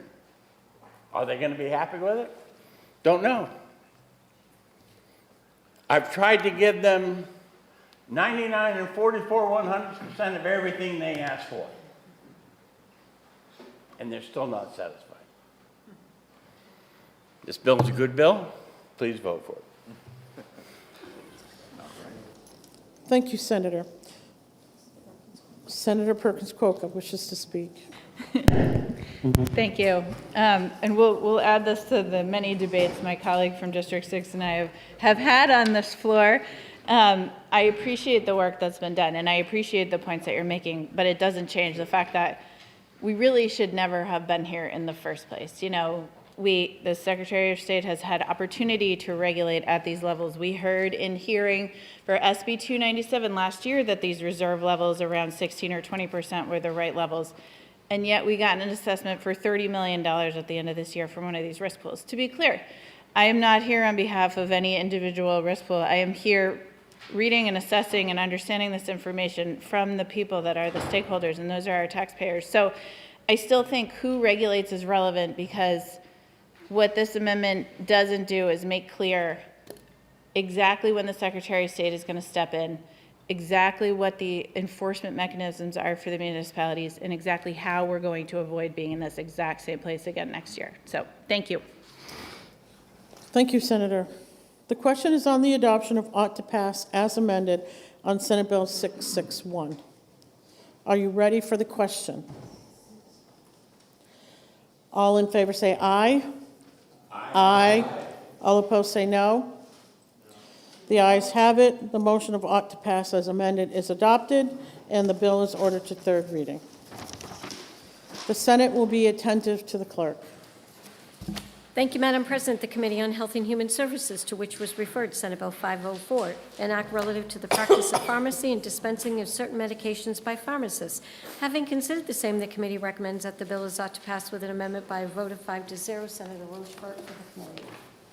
Senator Rochford. Thank you, Madam President. I move Senate Bill 504 ought to pass. This bill makes several technical corrections and changes to pharmacy statute. Furthermore, it amends the definition of the practice of pharmacy to utilize pharmacists to the fullest extent of their education, training, and experience. This will expand access to care for patients and assist in leveraging federal funding for rural health access. A committee amendment has been adopted to reflect stakeholder collaboration. Thank you, Madam President. Thank you, Senator. The bill is now on second reading. The first order of business is the committee amendment. Is there any discussion on the committee amendment? Okay, seeing none. The question is on the adoption of the committee amendment. Are you ready for the question? All in favor say aye. Aye. All opposed, no. The ayes have it, and the committee amendment is adopted. The bill is on second reading. Is there any further discussion or amendment? Senator Rochford. Yes, thank you, Madam President. I offer Amendment 2026-1262S. And if I could speak to the amendment. Thank you. So I mentioned when I introduced the bill that this bill had stakeholder input. We got the amendment in the committee at the very last minute, and although stakeholders had input, there was some clarification I think that we wanted to provide, and that's what this floor amendment does. And so just to give you a little background to the greater bill, I know I probably should have done that a minute ago, but I'm going to take this opportunity if you allow me to do that. But this does a couple things. It fixes some things in pharmacy statute that got missed over the years as the statute has changed. It looks at certain type of testing that has to be done for licensing. But most importantly, It focuses on a pharmacist's scope of practice, and it follows the lead of over 30 other states and includes in the pharmacist's scope of practice the word prescribing. And I think that's what this amendment, as we talk about, really works to clarify. What does prescribing do? And I might add that by having this bill move forward and get passed, it's going to open up the state to up to several million more dollars for the rural health transformation. Again, rural health transformation. We're transforming the way we treat our professionals in the state of New Hampshire, particularly in rural areas. There's been emphasis on the practice of pharmacy in the educational standards and training in pharmacy now. Not when I was there. I'm ancient, but the kids now coming out of school are graduating with an entry-level doctorate degree. They often go on to residencies, fellowships. They're taught how to diagnose. They're taught how to prescribe. And this law and ultimately the amendment recognizes that, and it puts us at an advantage for attaining some of those rural health transformation funds. So what the amendment does, to get back to what we're doing, looking at stakeholder improvement, one of the things that we wanted to make clear of, even though we're adding the word prescribing, we want to be crystal clear that in no circumstances, when a pharmacist is prescribing to their training level and to their scope of practice, and under no circumstances will they be able to change the diagnosis of a prescribing physician. I wanted to make that crystal clear. The stakeholders involved wanted that crystal clear. That's what that does. And then the other part of this amendment is it really defines what is expressly prohibited. So pharmacists have to stick to the letter of the law in RSA 318. They have to follow the Controlled Drug Act in RSA 318B. They have to strictly adhere to the rules of the Board of Pharmacy and any additional federal or state regulations or laws. And then furthermore, they have to stay within the scope of their training. So for example, I was not trained to diagnose and prescribe.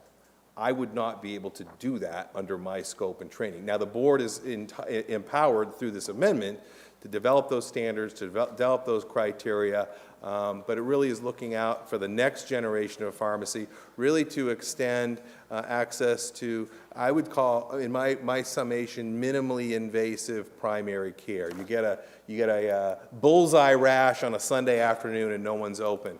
You could utilize a pharmacist for something like that. And this is how I envision this. We're working on that, and the board will do that. Or you've got a rapid flu test that comes back positive, and you can administer those Tamiflu drugs, which have a very short window of activity. You have to get in there and start those drugs.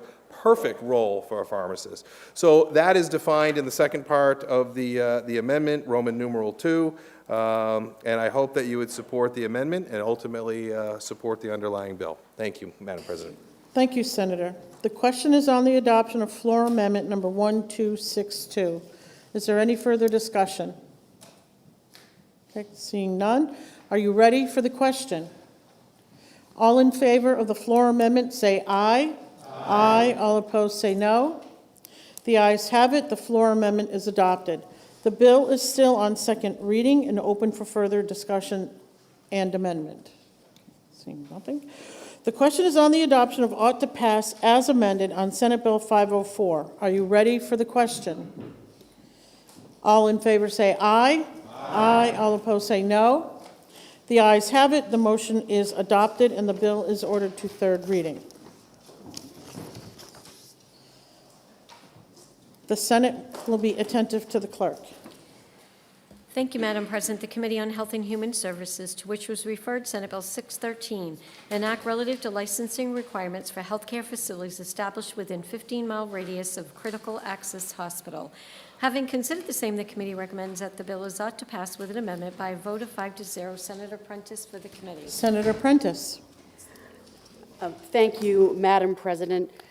This bill, I rise in support of Senate Bill 613 and the committee's motion of ought to pass with amendment. This bill requires a healthcare facility to provide, I was like, is that a ramp up to something? Okay, all right. here we go again, a healthcare facility to provide certified written notice to a critical access hospital if the facility will be located within a 15-mile radius of the critical access hospital. This effort recognizes that critical access hospitals are a lifeline for rural communities and protects access to care in those communities. A committee amendment has been adopted to emphasize the continuity of care by establishing standards for the transfer of patients from freestanding hospital emergency facilities to acute care hospitals. And when the time's appropriate, I'd like to speak to my bill. Thank you, Senator. You may speak. Thank you, Madam President. So Senate Bill 613, it's about protecting access to access to care in our rural areas, as well as strengthening our rural healthcare systems. At its core, this legislation ensures that should a new healthcare facility develop, particularly near within that radius of a critical access hospital, that there is a mechanism for transparency, communications, and coordination with the communities that they serve. This bill does two important things. First, it requires advance notice to critical access hospitals when new facilities are established nearby, or they want to be established nearby. This is a common sense step that supports collaboration and the long-term stability of essential rural providers. Critical access hospitals are not just small hospitals.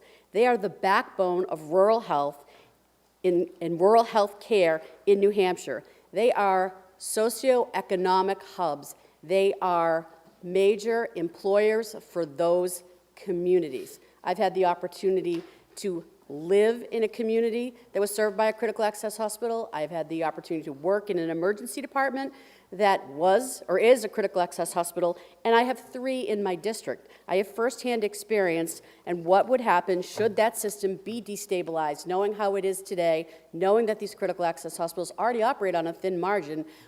We should be closing ranks to protect access to health care in rural areas in not just New Hampshire, but in our country, not allowing for ways for gaps to be created, creating longer distances. And again, the distance is not just in miles, it is in access to actual care.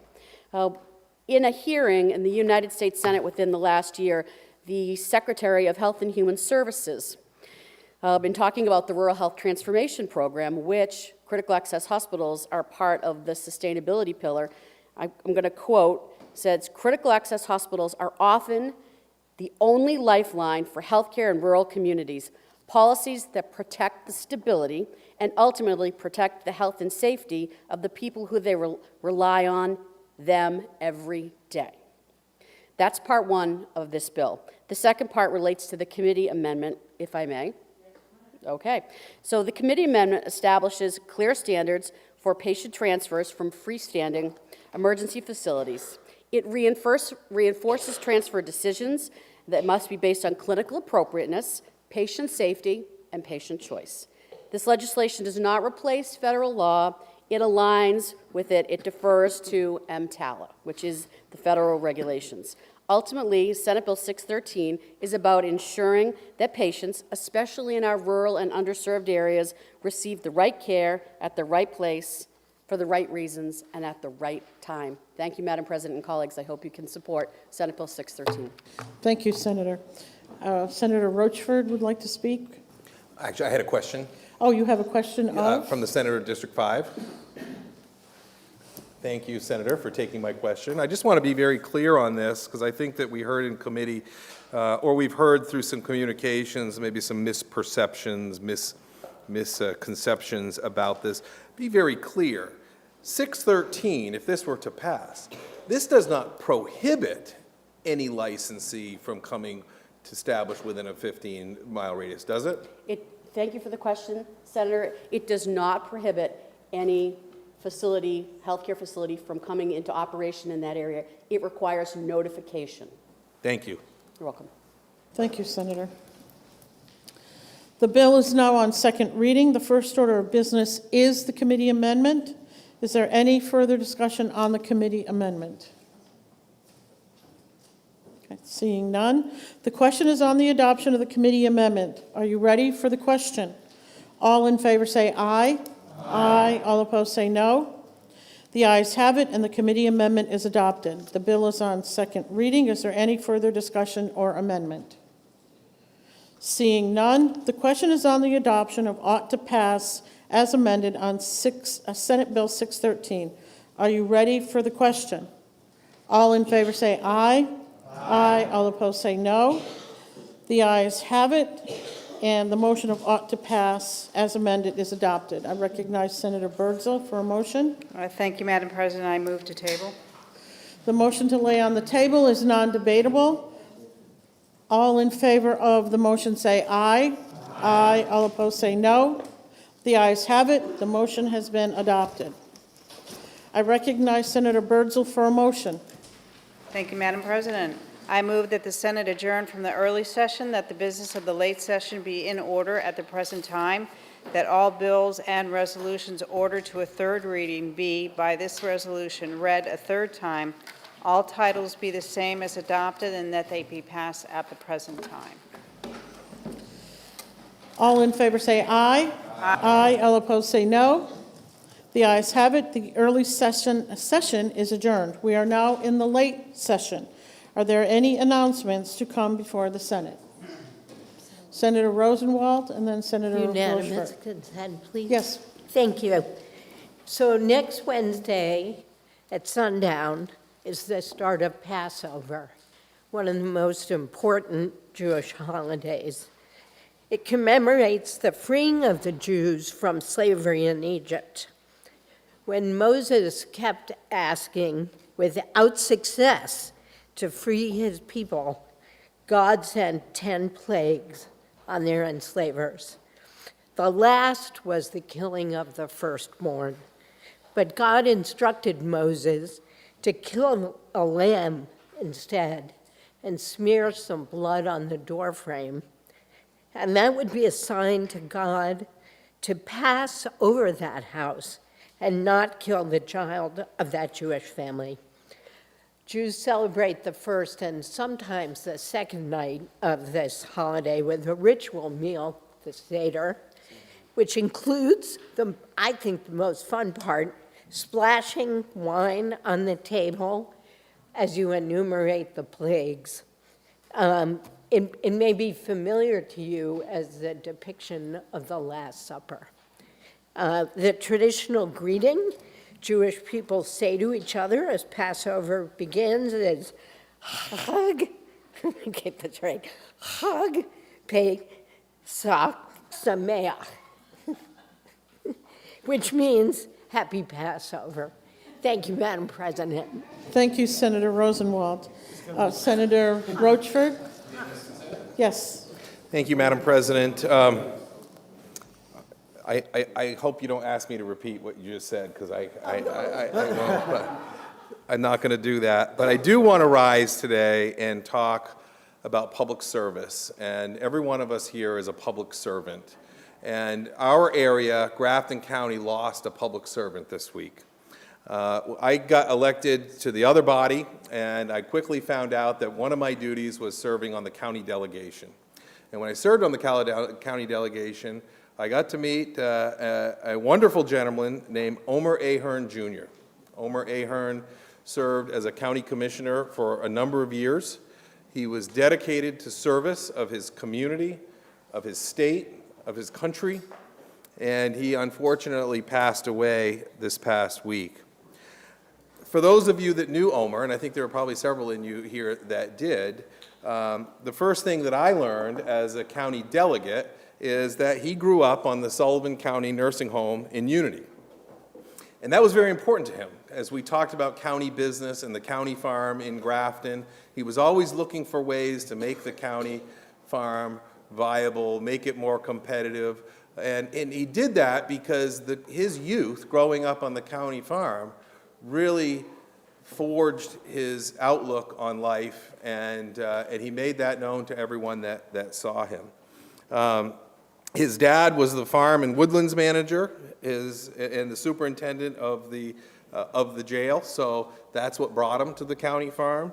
And it was during that time he really got to understand the valuable aspects of management and service.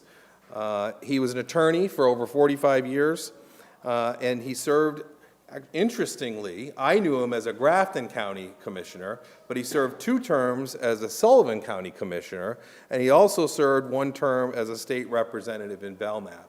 And I remember one of the outings that I did when I was campaigning, we went to the Rum the Old Home Days parade, and Bob Guida drove the truck, Omer was in the passenger seat, and I walked along there and met everyone, and it was at the end of the parade, we went to the town court, the town park, and at the end of the parade, and Omer held court, and he introduced me to everyone that walked by, and I'm forever be very value that for a long time. Again, he was a public servant. He served on the Wentworth Select Board. He was on the Wentworth Planning Board, and it was 4 terms that he served as the Grafton County Commissioner. And Omer, for those of you that were able to serve with him, knew a few things about him. One, he was quick to quote the U.S. Constitution or the New Hampshire Constitution. He was always quick to offer a prayer, and if God Bless America was to be sung, Omer's booming voice sang it. And I won't attempt to do that. What I would do is ask you that next time you hear God Bless America, think of Omer. And one of the other interesting things is if you've ever been to Plymouth or Warren on a Saturday morning, right in front of the new market basket there's a group of flag wavers, and they've been going to the waving flags at that intersection for 290 consecutive weekends. And Omer was one of the original 8 flag wavers. Forever a patriot, forever a public servant. He'll be missed, and I was just lucky to know him. Thank you. Senator Ricciardi. Thank you, Madam President and members of the Senate. Again, another year, another Greek Independence Day.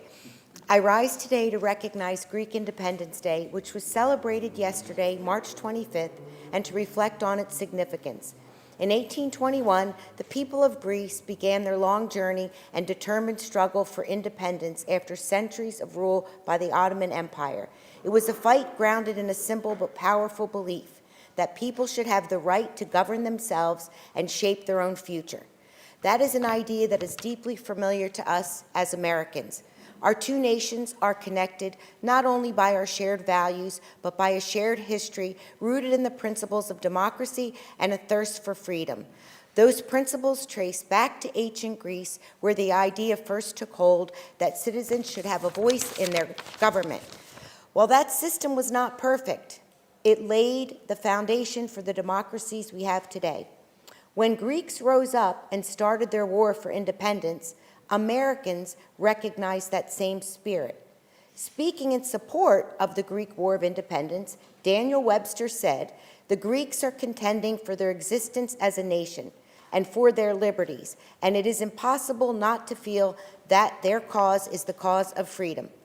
That sentiment reflects the enduring connection between our 2 nations across generations and across our history. Here in New Hampshire, that connection was on display yesterday. Greeks and Greek Americans across our state marked the occasion with flag-raising ceremonies, gatherings, honoring their heritage, history, families, and sacrifices that made independence possible. Today, we recognize not only the independence of Greece, but the lasting bond between Greece and the United States, grounded in democracy, self-governance, and freedom. Zito Alilas, long live Greece. Thank you. Are there any other announcements to come before the Senate? Without objection, all personal privileges or unanimous consent shall be entered into the permanent journal of the Senate. I recognize Senator Birdsall for a motion. Thank you, Madam President. I move that the business of the day being completed, that the Senate recess to the call of the chair for the purposes of introducing legislation, re-referring bills to committee, scheduling hearings, sending and receiving messages, vacating bills, processing enrolled bill reports and amendments, and forming committees of conferences, and when we recess to the call of the chair. All in favor say aye. Aye. All opposed say no. The ayes have it. The Senate is in recess to the call of the chair. Just want to remind you that we are not coming in next Thursday, April 2nd. So please use that time with your committees to hear bills and work on bills. We are coming in on April 9th. And because we're not coming in next week, I would like to wish everybody a very happy Easter. So again, thank you all for your hard work today, and we'll get together on April 9th.